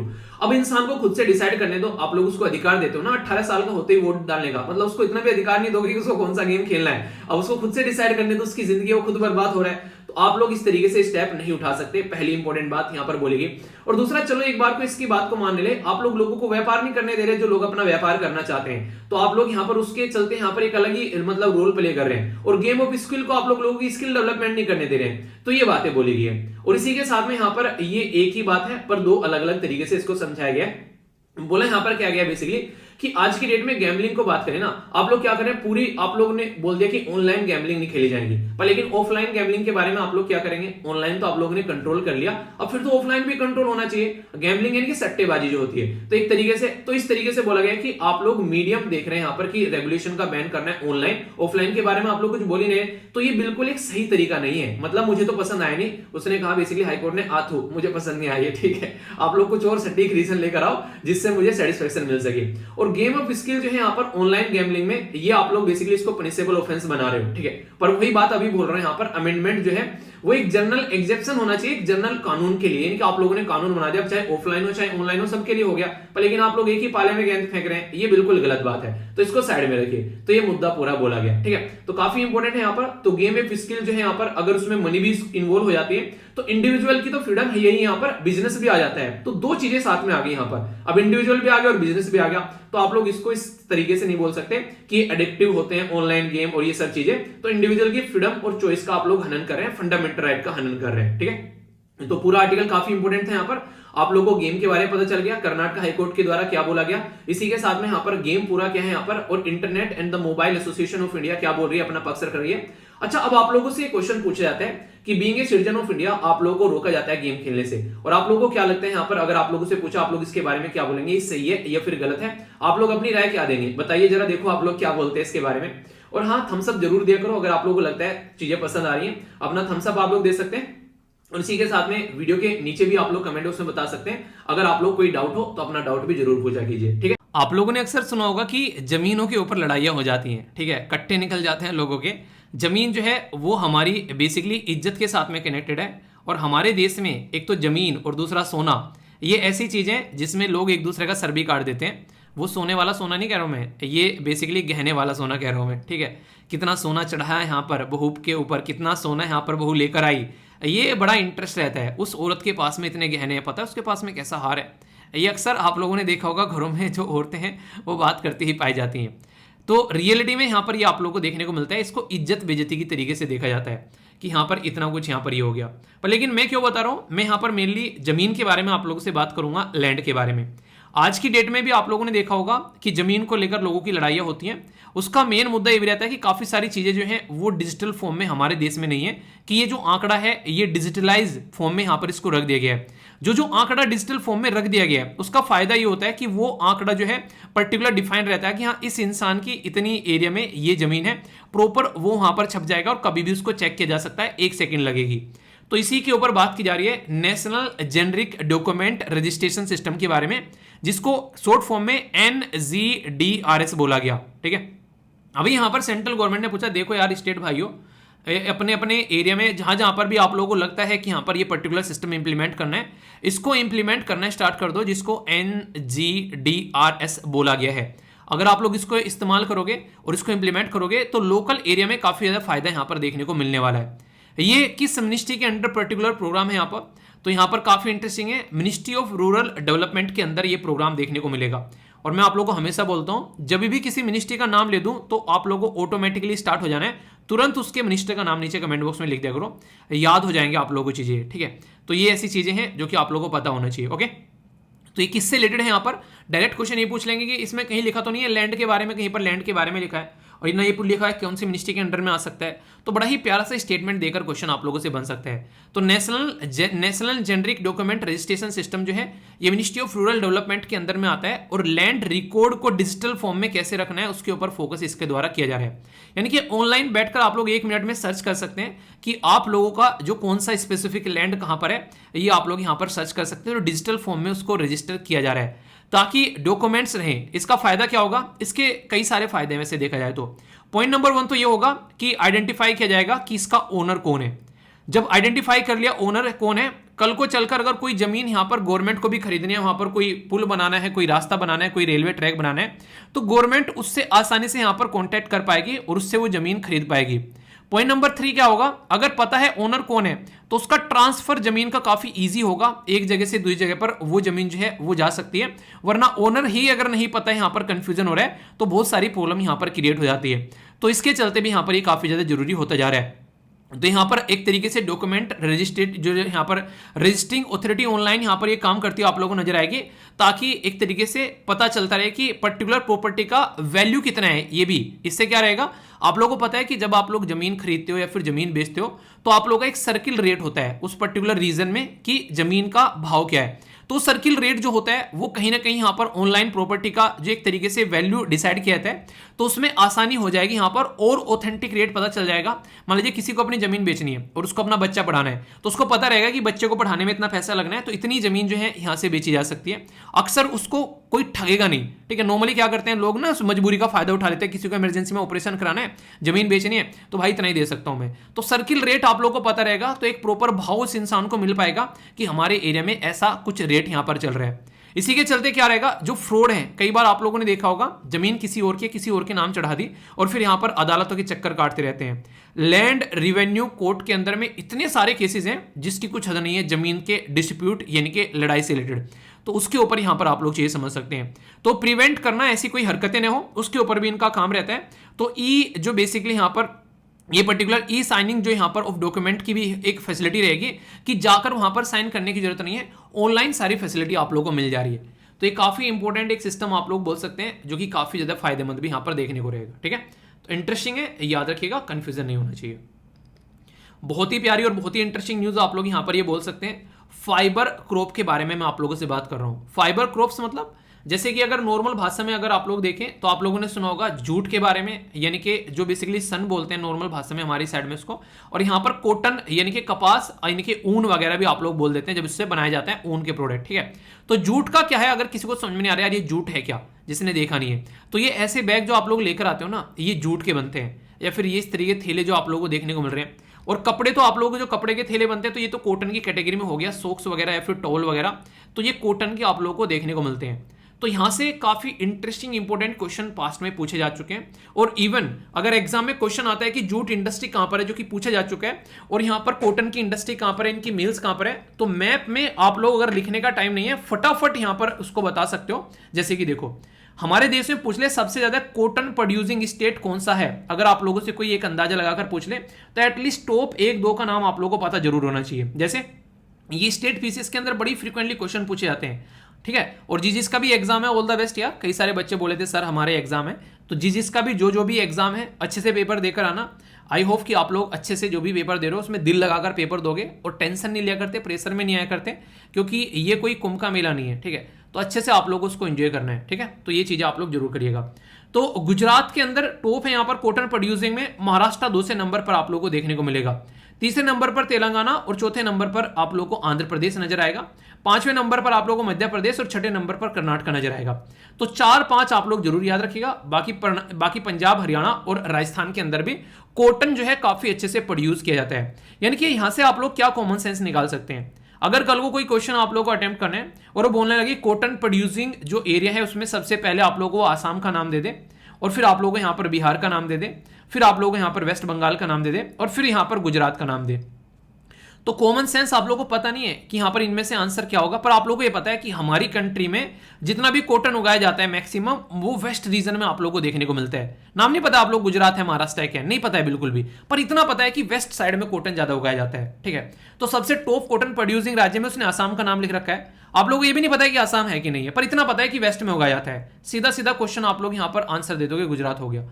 तो कॉमन सेंस के ऐसे क्वेश्चन अक्सर एग्जाम में आप लोगों से यूपीएससी के द्वारा पूछे जाते हैं, और वो ये कोशिश करती है कि ऐसे क्वेश्चन बनाए जाए ताकि आप लोगों को यहां पर आंसर भी नहीं पता हो तो कॉमन सेंस इस्तेमाल कर कर भी आप लोग ये दे सको। अब इंटरेस्टिंग चीज देखो, ये इतने रीजन में यहां पर कपास आता है, इसका जस्ट अपोजिट रीजन जो आप लोगों को यहां पर ये देखने को मिल रहा है, ये वाला रीजन, इसमें सारे में आप लोगों को जूट देखने को मिलेगा। यानी कि जूट में अगर कोई गुजरात बोल दे और राजस्थान और यहां पर ये बोल दे तो आप लोगों को लग जाएगा कि यहां कुछ ना कुछ गड़बड़ है। रीजन क्या है, जूट प्रोड्यूसिंग जो सारे एरिया हैं वो मैक्सिमम आप लोगों को ईस्टर्न साइड में आप लोगों को देखने को मिलेंगे, और सबसे टॉप पर वेस्ट बंगाल आप लोगों को नजर आएगा, दूसरे नंबर पर आप लोगों को यहां पर बिहार देखने को मिलेगा, तीसरे नंबर पर आप लोगों को यहां पर आसाम देखने को मिलेगा, चौथे नंबर पर आंध्र प्रदेश, पांचवें नंबर पर आप लोग यहां पर देख सकते हैं उड़ीसा हो गया। तो अगर इन राज्य से आप लोग आते हैं टॉप 5 से, तो इनके बारे में आप लोगों को जरूर पता होना चाहिए। ये ऐसे क्वेश्चन है जो कि बड़ी फ्रीक्वेंटली आप लोगों से एग्जाम में बनते हैं, तो कंफ्यूजन होगा तो आप लोगों को कभी भी क्वेश्चन आप लोगों का बेसिकली क्लियर एग्जाम में नहीं लगा पाओगे, कंफ्यूजन नहीं होना चाहिए। अब सोचो यहाँ पर ईस्टर्न साइड में हो गया आप लोगों का कॉटन, और वेस्टर्न साइड में हो गया, सॉरी ईस्टर्न साइड में हो गया आप लोगों का जूट, और वेस्टर्न साइड में हो गया आप लोगों का कॉटन। तो इतना कॉन्सेप्ट क्लियर हो गया ना, अब इससे ही बहुत सारे क्वेश्चन आप लोगों को कॉमन सेंस यूज कर आप लोग इंप्लीमेंट कर पाओगे, ठीक है। तो यहां पर बहुत सारे किसान हैं, उनको बहुत ज्यादा फायदा होता होगा, इसलिए मैंने एक आर्टिकल डिस्कस किया था अभी रिसेंटली कि यहां पर वेस्ट बंगाल के अंदर में दिक्कतें देखने को मिल रही थी कि कॉटन का प्राइस काफी ज्यादा डाउन होता हुआ जा रहा है। जो रो कॉटन है तो उसमें मतलब रो कॉटन का प्राइस तो अच्छा खासा है, पर लेकिन जो उसका प्रोडक्ट बनकर आ रहा है उसका प्राइस काफी ज्यादा डाउन देखने को मिल रहा है, जिसकी वजह से दिक्कतें निकल कर आ रही थी, ठीक है। यानी कि एक तरीके से रो मटेरियल जो है उसका प्राइस जो है और यहाँ पर जो फाइनल प्रोडक्ट है, मतलब रॉ मटेरियल ज़्यादा महंगा है और फाइनल प्रोडक्ट सस्ता हो जा रहा है, ठीक है। तो ये बिल्कुल गलत एक ट्रेंड है, क्योंकि इसकी वजह से दिक्कतें देखने को मिल जाती है। एक तरीके से यहाँ पर जो फाइनल प्रोडक्ट खरीद रहे हैं उनको भी और जो बनाने वाले लोग हैं उनको भी बहुत सारे इशू निकल कर आते हैं। इंडिया के अंदर में क्यों अभी यहाँ पर ये न्यूज़ में फाइबर क्रॉप्स जो है वो रिसेंटली अभी डिक्लाइन हो रही है। और ये मैं नहीं बोल रहा हूँ, नेशनल स्टैटिस्टिकल ऑफिस के द्वारा ये बातें सारी बताई गई है कि ऐसा कुछ यहाँ पर देखने को मिल रहा है कि यहाँ पर डिप हो गया है 2011 और 20 के बीच में यहाँ पर काफी लार्ज स्केल पर, और प्राइस इसकी वजह से हाइक प्राइस यहाँ पर देखने को मिल रहा है, ठीक है। तो यानी कि दिक्कतें यहां पर निकल कर आ रही हैं। तो इंक्लूडिंग जो रो कॉटन है यहां पर, उसका आउटपुट भी यहां पर एक तरीके से बताया जा रहा है, जूट का आउटपुट भी आप लोगों को यहां पर देखने को मिलेगा। इसी के साथ में गुजरात के अंदर में जो कि लीडर है वहां पर हाईएस्ट डिक्लाइन देखने को मिला है। देखिए, जिस इंसान के नंबर सबसे ज्यादा आते हैं उसका डिक्लाइन अगर होता है तो उसका अच्छा खासा डिक्लाइन आप लोगों को देखने को मिलेगा, एज कंपेयर टू जिसके कम नंबर आ रहे हैं उसमें तो कम ही डिक्लाइन होगा। किसी के 5 नंबर आ रहे हैं, ठीक है, उसमें 5 नंबर में से अगर उसके 2 नंबर घट गए या फिर 2.5 नंबर घट गए तो उसके तो आधे नंबर घट गए ना। इनडायरेक्ट वे में देखा जाए वो तो 50% कम हो गए, पर लेकिन किसी के 95 नंबर आ रहे हैं और उसके 5 के 5 ही नंबर घट जाए जितने इसके पूरे थे, उस पर कोई ज्यादा फर्क थोड़ी ना पड़ने वाला है। तो परसेंटेज वाइज अगर आप लोग देखोगे तो इस तरीके से आप लोग इसको समझ सकते हैं, ठीक है। तो वहां पर अगर घटेगा तो अच्छा घटा हुआ वहां पर आप लोगों को नजर आ जाएगा। वेस्ट बंगाल जो है वो कंटिन्यूसली डोमिनेट कर रहा है जूट की इंडस्ट्री में। तो यहां पर आप लोगों को देखने को मिलेगा, यहां पर वेस्ट बंगाल के अंदर में आउटपुट जो है वो इंक्रीज हुआ है शेयर 84 से लेके 88 तक का, बिहार और आसाम के अंदर भी, ठीक है। तो ये वो राज्य हैं, अगर इन राज्य से आप लोग आते हैं तो ये वो न्यूज़ हैं जिनसे आप लोगों के डायरेक्ट क्वेश्चन आप लोगों को देखने को मिल सकते हैं, ठीक है। कंफ्यूज आना बिल्कुल भी नहीं है। इन्वायरमेंट एक ऐसा एरिया जो कि काफी खतरनाक एरिया माना जाता है, और खासकर इंसान जब उसमें इंटरफियर करता है तो उसकी ऐसी कम तैसी हो जाती है और फिर लगता है कि कैसे उसको सुधारना है। तो इसी के बारे में मैं आप लोगों से बात करूंगा। यहाँ पर बात की जा रही है इंडियन रेलवे के द्वारा रोल आउट की गई है पॉलिसी इलेक्ट्रिक व्हीकल को लेकर, यानी कि इलेक्ट्रिक व्हीकल को कैसे यहां पर बनाना है उसके ऊपर इनके द्वारा यहां पर काम किया जा रहा है। तो रेलवे के द्वारा यहां पर रिप्लेस किया जा रहा है 20% जो फ्लीट है यहां पर, एक तरीके से जो उसके द्वारा सामान लाना ले जाने का जो काम किया था उसमें इलेक्ट्रिक व्हीकल का इस्तेमाल किया जाएगा 2023 तक का। ये स्टेटमेंट इतनी इंपॉर्टेंट है जिसकी कुछ हद नहीं है। ऐसी स्टेटमेंट अक्सर एग्जाम जो नहीं कहते हैं कि ला टपका टपका अगर खिज्जी निकाल कर पूछता है, ही ये तो पता ही नहीं होगा, ऐसा सोचता होगा वो, ठीक है।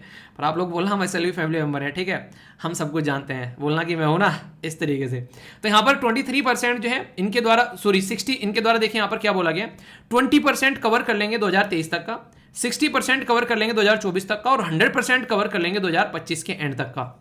क्रिएट किए जाने यहाँ पर चार्जिंग, क्योंकि जहां पर इलेक्ट्रिक व्हीकल आप लोगों को इस्तेमाल करना है, एक बात तो आप लोगों के माइंड में क्लियर होनी चाहिए कि वहां पर चार्जिंग स्टेशन आप लोगों को बनाने पड़ेंगे। तो चार्जिंग स्टेशन की फैसिलिटी यहाँ पर जो भी रहेगा यहाँ पर वहां पर प्रोवाइड कराई जाएगी। बिल्डिंग के अंदर में जहां पर ऑफिस है, पार्किंग के अंदर में, रेलवे स्टेशन के पास में, वो सारी चीजें आप लोगों को यहाँ पर देखने को मिलेगी। तो चार्जिंग पॉइंट को लगाने के लिए अब ऐसा तो है नहीं कि काम यही करेंगे, ठीक है। तो यहां पर चार्जिंग पॉइंट ऑपरेटर आप लोगों के लिए यहां पर देखने को मिलेंगे। तो इलेक्ट्रिक जो चार्जर स्टेशन जो आप लोगों को नजर आएंगे, तो रेलवे का टारगेट है कि 2025 तक तो ये काम कर देना है, और ये काफी बड़ा टारगेट है रेलवे का। अगर आप लोग रेलवे के किसी भी एग्जाम की तैयारी कर रहे हैं तो ये जरूर याद रखिएगा, नेट कार्बन जीरो एमिशन करने की बात की जा रही है रेलवे के द्वारा 2030 तक का। हमारे देश का टारगेट पता है क्या आप लोगों को, 2070 है। रेलवे उससे 40 साल आगे चल रही है। वो कह रही है कि मुझे नहीं पता है देश कब करेगा, भाई साहब हम 2030 तक कर लेंगे। ये बिल्कुल ऐसे ही है जैसे आप लोगों को पता है कि आप लोगों का एग्जाम जो है उस डेट में है पर्टिकुलर, ठीक है। आप लोगों को ये लगे कि हमें नहीं पता यार, एग्जाम जब भी होगा होता रहेगा, हमने अपना सिलेबस कंप्लीट करके अपना रिविजन कर डालना है। ये बिल्कुल ऐसे ही है। तो वो वाली कैटेगरी में अगर आप लोग हो तो भाई साहब आप लोग हमेशा अपने फील्ड में लीडर आप लोग नजर आओगे। कुछ ऐसे लोग होते हैं, फॉर्म आ जाता है तो अपनी जिंदगी को एक सीरियस नोड में लेकर चलते हैं। उनको ये नहीं पता है कि जब वो सीरियस नोड में लेकर चल रहे हैं फॉर्म आने के बाद में, वो लोग जो ऑलरेडी उस चीज को कवर कर चुके हैं उस टाइम पर रिवीजन करने बैठ जाएंगे।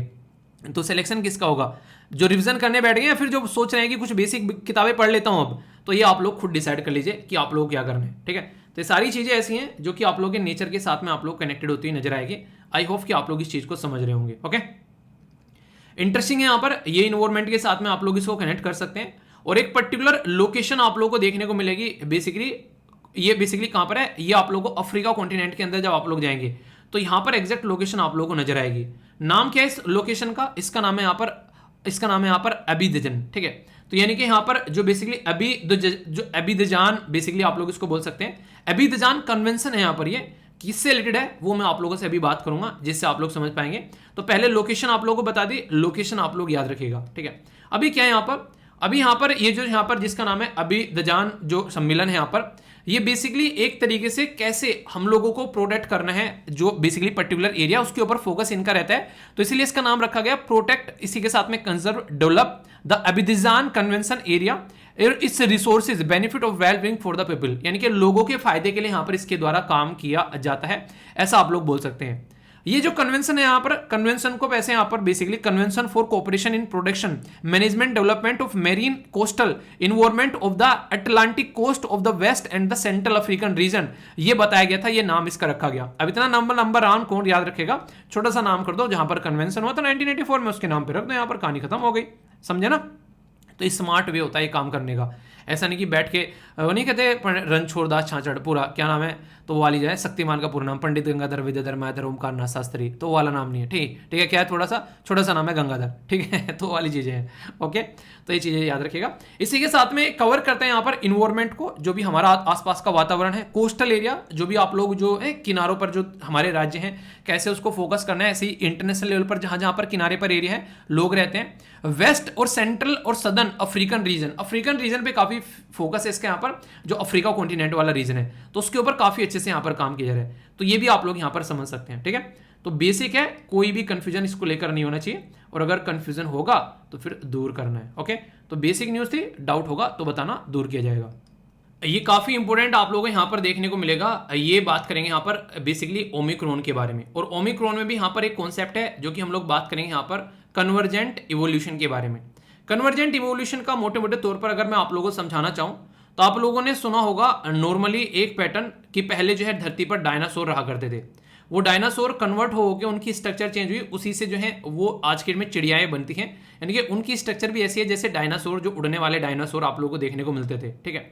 ऐसे यहां पर यह माना जाता है कि कन्वर्जेंट इवोल्यूशन में जैसे डॉल्फिन फिश है, तो उससे बत्तख बन गई इवोल्यूशन होके, ऐसे आप लोग यहां पर कई बार इसको देख सकते हैं एक पर्टिकुलर पैटर्न में। तो इसका मतलब क्या होता है, एक शब्द यूज किया गया है जो एनालोगस, इसका मतलब होता है अनुरूप, यानी कि सिमिलर, यानी कि एक जैसे।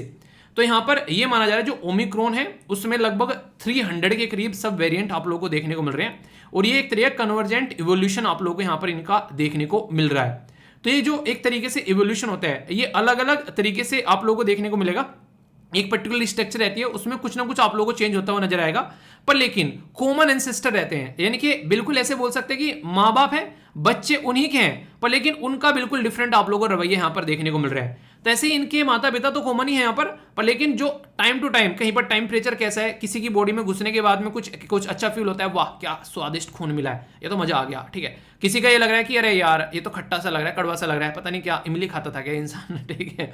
तो वाली बातें हैं। तो यानी कि टेम्परेचर कैसा है वहां पर, किस तरीके का इन्वायरमेंट है वहां पर, उसके बेस पर बॉडी के अंदर एंट्री करने के बाद में क्या रिएक्शन आती है। हमारे देश के इंसान को कोरोना हुआ और इसी के साथ में यूएसए के किसी इंसान को कोरोना हुआ, यूएसए वाला निपट गया, हमारे देश का बच गया। तो ऐसे आप लोग चीजों को एक तरीके से समझ सकते हैं। तो ये काफी इंपॉर्टेंट है। तो सिमिलर एक तरीके से प्रोसीजर आप सिमिलर वे में आप लोगों को रेस्पॉन्ड करते हुए टू सिमिलर सेलेक्टिव प्रेशर। तो ये अलग अलग जो स्पीसीज हैं यहाँ पर ये इकोलॉजिकल एक पर्टिकुलर नीश के अंदर आप लोगों को देखने को मिलती है, एक पर्टिकुलर एरिया से नीश। जैसे कि अपने अगर बात करें एजुकेशन के मामले में, तो स्टूडेंट कैटेगरी में अगर आप लोग बात करें तो मेनली जो फोकस रहता है वो क्या रहता है, जैसे कि मैं आप लोगों के लिए लेक्चर लेता हूं तो मेरे स्टूडेंट्स के ऊपर फोकस रहता है। वैसे सुनते बहुत सारे पेरेंट्स भी हैं, जैसे कि कुछ पेरेंट्स के कई बार मेल आते हैं, ठीक है। ऐसे भी पेरेंट्स हैं जो कि लेक्चर इसलिए सुनते हैं ताकि वो अपने बच्चे को पढ़ा सकें। तो ऐसे भी कई बार यहाँ पर मेल आते हैं कि बेटा की पढ़ा रहे हो, काफी अच्छा लगता है, और फिर मैं अपने बच्चे के साथ में चीजें डिस्कस भी कर पाता हूँ। तो ये क्या हो गया, वो मेरा नीज जो बेसिकली स्टूडेंट है, पर लेकिन पेरेंट्स भी अगर सुन रहे हैं अपने बच्चे को पढ़ाने के लिए, तो ये एक तरीके से पेरेंट्स का एक एक्स्ट्रा एफर्ट आप लोग बोल सकते हैं। तो ये एक तरीके से पेरेंट्स की बात होगी, ठीक है। तो पेरेंट्स का एफर्ट है जो कि एक पॉजिटिव वे में बच्चे को फोकस करने के लिए, और इसी साथ में उनको अवेयरनेस भी हो जा रही है इसी के बहाने।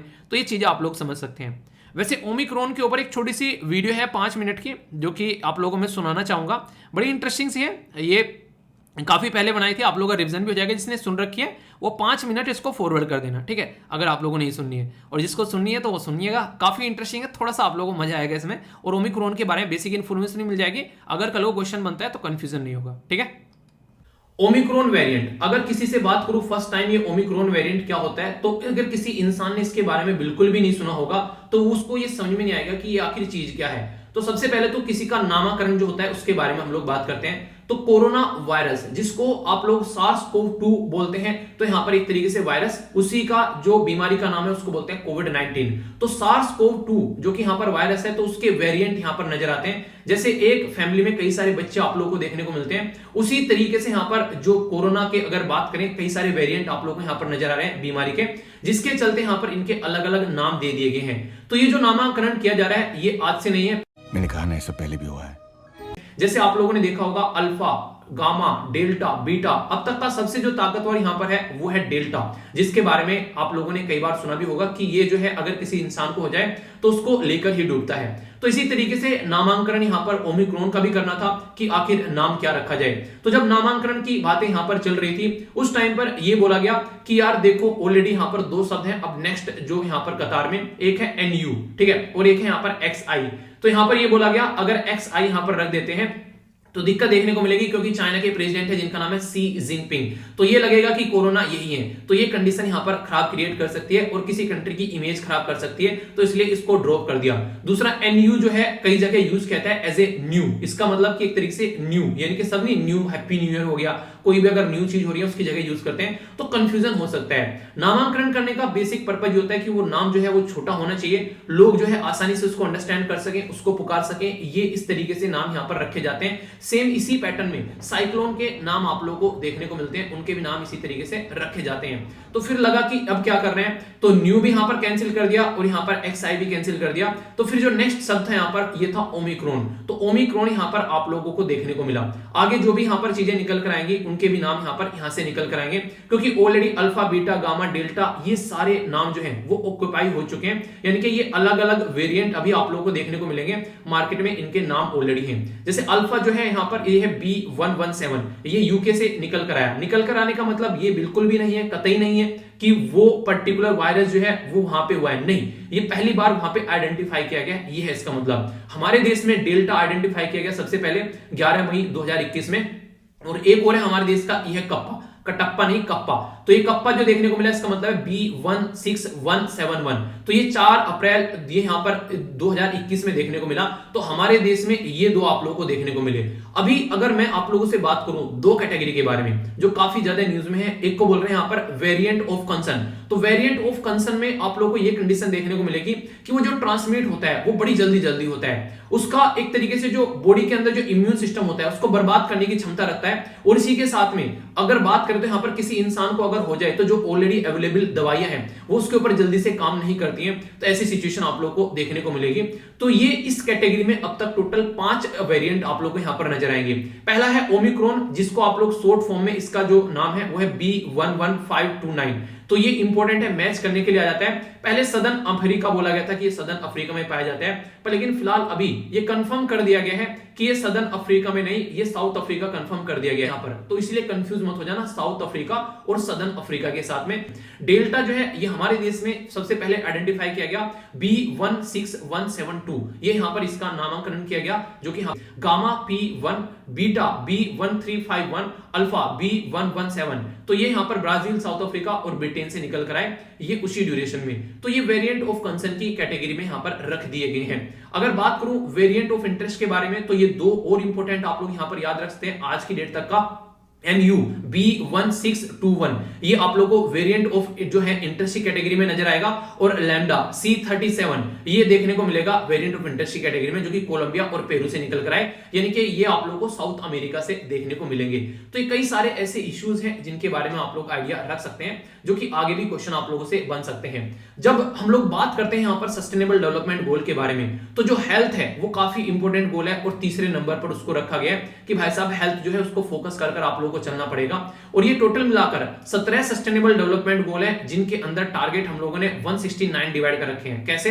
जैसे तीसरे नंबर का गोल आप लोगों के सामने, अगर इसको मैं थोड़ा सा और अच्छे से डिवाइड करूं आप लोगों के सामने, तो ये तीसरा गोल जो है वो अपने आप में ही यहां पर अगर स्टार्ट करेंगे 3.1 से, तो 3.9 तक पहुंचा हुआ है, यानी कि इसके अंदर 9 आप लोगों को अलग से टारगेट नजर आए। मैंने आप लोगों को इसलिए बताया ताकि कभी भी कोई आप लोगों से कोई पूछ भी ले तो आप लोग उसको एक्सप्लेन कर सको कि हाँ भाई साहब ऐसे होता है ये, और उसको लगे कि हाँ रियलिटी में इंसान को इस टॉपिक की जानकारी है। ओके, आया मजा कि नहीं बताइएगा जरूर, ठीक है। बाकी आगे बढ़ते हैं। यहाँ पर ये वन लाइनर टाइप के आप लोगों को देखने को मिलेंगे कुछ न्यूज है। यहाँ पर सुप्रीम कोर्ट ने अभी यहाँ पर हिजाब मुद्दे पर अपना वर्डिक्ट दिया, और 1:1 से वर्डिक्ट हो गया। एक जो जज साहब थे उन्होंने बोला कि ये सही है, दूसरे जज साहब ने बोला कि ये गलत है, ठीक है, हिजाब पहनना। तो उसके ऊपर यहाँ पर कर्नाटक हाई कोर्ट ने जो बोला था, उन्होंने बोला था गलत है। तो यहाँ पर उसी के ऊपर सुप्रीम कोर्ट में केस पहुंचा। तो वहां पर अब ये बेसिकली मुद्दा निकल कर आया। अब लार्ज बेंच को ये केस ट्रांसफर किया जाएगा क्योंकि कोई सोल्यूशन निकल कर नहीं आया। और एक बच्चा ये बोला था कि सर हमको क्या बोलना है, अगर कोई हमसे पूछ ले। तो देखो अभी जो है ना यहाँ पर लार्ज बेंच को जाएगा, उसके बेस पर आप लोग समझ सकते हैं। वरना दोनों पॉइंट आप लोग रखेगा अपने पास में कि ऐसा भी हो सकता है, ऐसा भी हो सकता है, दोनों ही पॉइंट सही है यहाँ पर ये, ठीक है। क्योंकि सब दोनों जो दोनों पॉइंट बोले गए वो फंडामेंटल राइट के हिसाब से बोले गए हैं, तो कोई सा भी गलत नहीं है, ठीक है। बाकी आगे पता चलेगा और क्या क्या चीजें हैं। प्राइम मिनिस्टर मोदी साहब के द्वारा वंदे भारत एक्सप्रेस जो है वो यहाँ पर अंबा, बेसिकली ये आप लोगों को देखने को मिलेगा अंबा अंदरुआ, ठीक है, इन उन्नाव डिस्ट्रिक्ट हिमाचल प्रदेश से न्यू दिल्ली के लिए यहाँ पर स्टार्ट की गई है, ठीक है।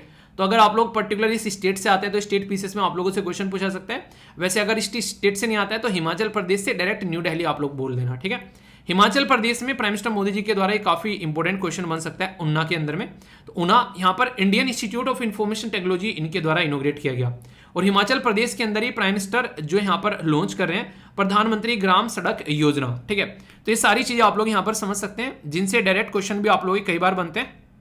और जैसा कि आप लोगों को पता है आखिर ये सारा काम हिमाचल प्रदेश में क्यों हो रहा है, किसी को इसको लेकर डाउट नहीं हो रहा है कि हिमाचल प्रदेश में क्यों काम हो रहा है। वो आप लोगों को बताइए कि हिमाचल प्रदेश में आप लोगों को इलेक्शन देखने को मिलेंगे 12 नवंबर से, ठीक है।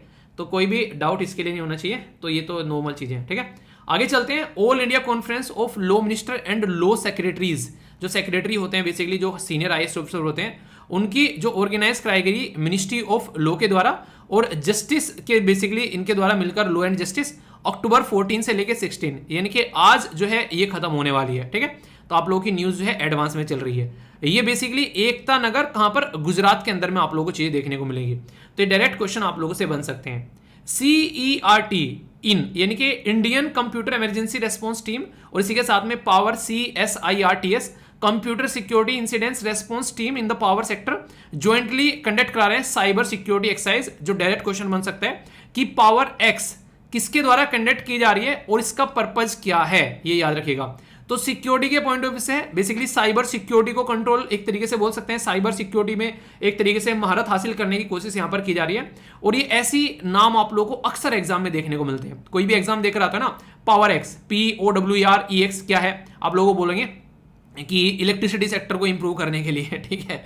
कुछ भी ऐसा कुछ आप लोगों के सामने निकाल कर लेकर आएंगे, तो आप लोग को पता होना चाहिए, ठीक है। आगे बात करते हैं। अगर आप लोग इंडियन फॉरेस्ट सर्विसेज की तैयारी कर रहे हैं, IFS में आप लोग जाना चाहते हैं, तो आदर्श जो है, देखिए नाम आप लोगों को अगर याद रहेंगे ना थोड़ा सा, तो आप लोगों को पता होना चाहिए इससे क्या रहेंगे, आप लोग इंस्पिरेशन ले सकते हैं। IAS की तैयारी के तो IAS ध्यान रख सकते हैं। कुछ लोगों का सपना होता है कि हमको तो भाई साहब IAS बनना है, हमको तो IPS बनना है। वैसे अगर ऑप्शन दिया जाएगा आप लोगों को चूज करने के लिए, तो आप लोग कौन सा ऑप्शन चूज करेंगे, IAS, IPS, IFS, IRS, क्या आप लोगों को सही लगता है बताना। तो नाम याद रखिएगा, आदर्श सोआई का यहाँ पर अपॉइंट किए गए नेक्स्ट एम्बेसडर तो कुवैत कहां पर है मैप में देखना, और अवतार सिंह जो है वो गिनी, ठीक है। तो ये आप लोग याद रखिएगा, ये दो नए एम्बेसडर अभी अपॉइंट किए गए। तो वनडे टाइप एग्जाम में क्वेश्चन बन सकते हैं आप लोगों से, याद रखिएगा। आगे चलते हैं इकोनॉमी के बारे में। तो यहाँ पर IMF के द्वारा उन्हें कहते हैं कि टूट कर बढ़ाई की गई हमारी इकोनॉमी की, अर्थव्यवस्था की, जैसे हमारे देश में काम चल रहा है। डायरेक्ट बेनिफिट स्कीम का काफी ज्यादा यहाँ पर एक तरीके से उसका नहीं बढ़ाई की गई है। और इसी के साथ में, और ये काफी इंटरेस्टिंग लाइन है, India is the bright spot on the dark horizon, यानी कि दुनिया की बिगड़ती हुई अर्थव्यवस्था के बीच में, एक तरीके से दम घोटती अर्थव्यवस्था के बीच में हमारी जो अर्थव्यवस्था है वो एक तरीके से ब्राइट स्पॉट है, यानी कि चमकता हुआ तारा है एक अंधेरे के बीच में, यानी कहते हैं कि सूरज की किरण। तो IMF की जो MD है, मैनेजिंग डायरेक्टर, जिनका नाम है क्रिस्टलिना जॉर्जिवा, ठीक है, तो उनके द्वारा यहां पर ये बातें बोली गई। ओके, तो यहां पर ये काफी इंपॉर्टेंट है। इसी के साथ में फाइनेंस मिनिस्टर जो है उनके द्वारा एड्रेस किया गया बेसिकली जॉन हॉपिंग्स जो यूनिवर्सिटी है यहां पर इन वॉशिंगटन के अंदर में। टॉपिक क्या था, technology, finance, governance, the multiplier effect. तो यहां पर पर्टिकुलर इसके बारे में बात की जा रही है इकोनॉमी के फील्ड में। बाकी यहां पर ये काफी इंटरेस्टिंग लगा मुझे ये वाला न्यूज पर्सनली। आप लोगों को एक साइड में मिल रही है चपाती, ठीक है, जो नॉर्मल रोटी होती है, मुझे रोटी बड़ी पसंद है, ठीक है। नॉर्मली रोटी के साथ में सब्जी मुझे ज़्यादा बेटर लगती है एज कम्पेयर टू जैसे पूड़ी, पराठे, उनके कंपेयर में अगर देखो, ठीक है। तो यहाँ पर जो पैक्ड पराठा होता है, बोला कि अनलाइक चपाती पर GST 5% है, ठीक है, ये बोला और जब पराठा है उस पर आप लोगों को बेसिकली 18% देखने को मिलेगा, ठीक है। तो बोला जा रहा है कि पैक्ड पराठा जो कि पैक्ड हो चुके हैं, unlike chapati to attract the 18% of GST. ये किसने बोला है? GRR यानी कि Gujarat appellate authority for the advance ruling, ठीक है। तो यहाँ पर इसके द्वारा ये बातें बोली गई है। तो आप लोग बताओ, दोनों पर एक ही लगना चाहिए? नहीं, जहां पैकेट हो जाती है ना चीजें, वहां पर ही दिक्कत देखने को मिलती है। लेवेंडर के बारे में यहां पर बात की जा रही है, ये काफी इंपॉर्टेंट है। अगर लेवेंडर के बारे में बात करें, इसकी कल्टीवेशन पर्पल रिवोल्यूशन, याद रखिएगा आप लोग, पिंक रिवोल्यूशन, वो पर्पल रिवोल्यूशन, ठीक है। इन जम्मू एंड कश्मीर किससे रिलेटेड? यहाँ पर लेवेंडर से रिलेटेड। और ये आप लोगों को देखने को मिलेगा, इसका जो तेल निकाला जाता है ना, 10,000 रुपए पर लीटर के हिसाब से मार्केट में बेचा जाता है। तो यहां से अंदाजा लगा सकते हैं कि कितना ज्यादा इंपॉर्टेंट है यहाँ पर ये, ठीक है। इसी के साथ में जैसे BSNL है, उसका छोटा भाई या बहन बोल सकते हैं MTNL है, वो बेसिकली डूब रहा था। अभी यहां पर बात की जा रही है कि उसको थोड़ा पैसे वैसे उठाने पड़ रहे हैं, तो उससे अच्छी चीजें चलेंगी उसकी। 17,571 करोड़ रुपए का बॉन्ड देखने को मिल रहा है। आगे आने वाले टाइम में देखते हैं क्या फायदा होता है, ठीक है। वर्ल्ड में अगर आप लोग बात करेंगे, यहां पर यूएन की जनरल असेंबली के द्वारा अडॉप्ट किया जा रहा है रिजोल्यूशन, जिसमें यहां पर यूक्रेन का जो हथियाया गया है एरिया है रसिया के द्वारा, वो बोला जा रहा है भाई साहब हम नहीं मानते इसको, ठीक है। तो उनके द्वारा बोला गया कि पुतिन साहब ने ना जल्दबाजी में काम कर दिए बहुत सारे।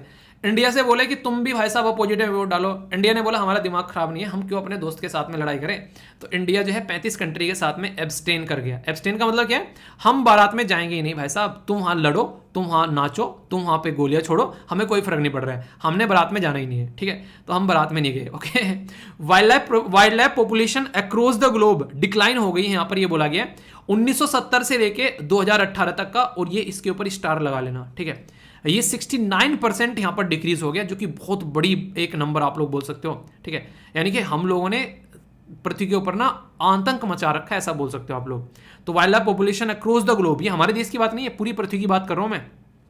और अभी हम लोग बेसिकली पृथ्वी को प्रोटेक्ट करने की बातें कर रहे हैं, तो इतना बर्बाद कर चुके हैं, ठीक है। तो ये वर्ल्ड वाइड फंड जो है उसके द्वारा यहाँ पर जो लिविंग प्लानेट रिपोर्ट LPR प्रस्तुत की गई है, तो इसका नाम भी याद रखिएगा, और इसके ऊपर क्वेश्चन भी आप लोगों से पूछूंगा, जिससे आप लोग आंसर दे पाओगे, ठीक है। तो यहाँ से क्वेश्चन भी आने वाला है, इसलिए कह रहा हूँ ध्यान से सुनना, okay.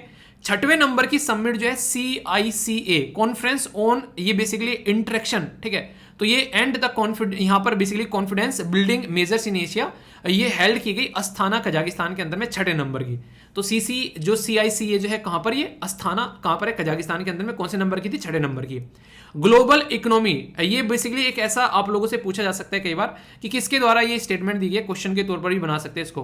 Global economy dangerously closed to the recession, यानी कि रिसेशन के पास में आ रहा है। रिसेशन का मतलब होता है मंदी, यानी कि जब आप लोगों ने 2008 में रिसेशन देखा था, तो बहुत सारे इंजीनियर्स की जॉब चली गई थी, ठीक है। इंजीनियरिंग कॉलेज में ठप्पे लगने स्टार्ट हो गए थे, बंद होने के। तो वर्ल्ड बैंक के प्रेसिडेंट हैं डेविड मॉलपास के द्वारा ये बातें बोली गई कि ऐसा कुछ हो सकता है, क्योंकि यूक्रेन की वजह से, पहले कोविड-19 की वजह से, और फिलहाल के टाइम पर भी हम भी पैटर्न में नहीं आ पा रहे हैं। अलग अलग जगह पर अलग अलग तरीके के मुद्दे अभी देखने को मिल रहे हैं। और यूरोप के अंदर तो सिचुएशन काफी ज्यादा खराब हो रखी है आज की डेट में। अलग अलग गवर्नमेंट यहाँ पर गिर चुके हैं अब तक, अगर मोटे मोटे तौर पर आप लोग देखो तो सिचुएशन जो है बहुत ही ज्यादा खतरनाक सिचुएशन हो रखी है, ठीक है। आगे चलते हैं।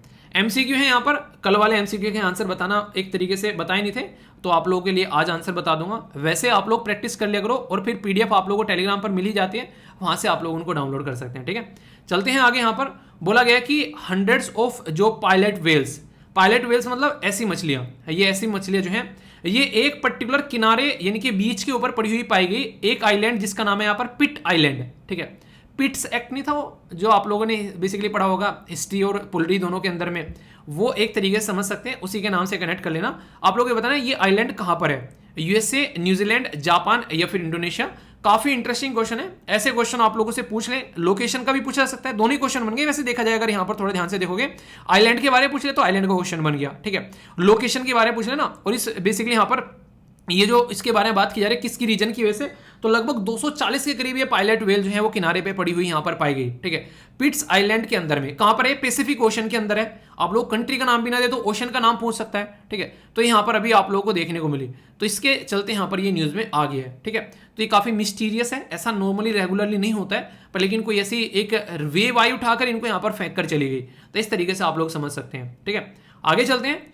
इंडिया जो है फर्स्ट जो सेंचुरी फॉर द इंडेंजर्ड, ये सिलेंडर, ये क्या है? और ये बेसिकली ये आप लोगों को ऐसा कुछ जानवर देखने को मिलेगा।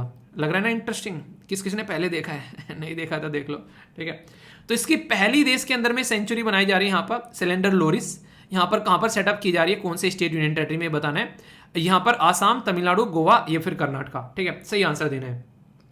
आगे चलते हैं यहाँ पर, ये मैंने आप लोगों को पढ़ाया था, इसका तो मैं आंसर आप लोगों से एक्सपेक्ट करता हूँ। बात की जा रही है logistic ease across different state 2022 report जो है वो किसके द्वारा यहाँ पर प्रस्तुत की गई, ठीक है। तो ये आप लोगों को बताना है ना, कौन से स्टेट के द्वारा टॉप किया गया ये आप लोगों को बताना है। तमिलनाडु आंध्र प्रदेश और या महाराष्ट्र गुजरात, ठीक है। नेक्स्ट यहाँ पर बात की जा रही है, तो अभी पढ़ा है, इसको तो बता ही दोगे। बोला जा रहा है कि लिविंग प्लानेट रिपोर्ट 2022 किसके द्वारा प्रस्तुत की गई है? World wide fund, UNEP, UNESCO, FAO। तो सही आंसर क्या है? ABCFD। एक क्वेश्चन है यहाँ पर सी सेट का आप लोगों के सामने, इसको वीडियो को पॉज कर लो एक बार और फिर बताओ कि एग्जैक्ट आंसर क्या होगा आप लोगों के हिसाब से, ठीक है। तो देखता हूं कौन इसका सही आंसर देता है और फिर यहां पर तब तक मैं आप लोगों से लोकेशन डिस्कस कर लेता हूं और वोकैबुलरी, फिर इनका आंसर बताता हूं, ठीक है।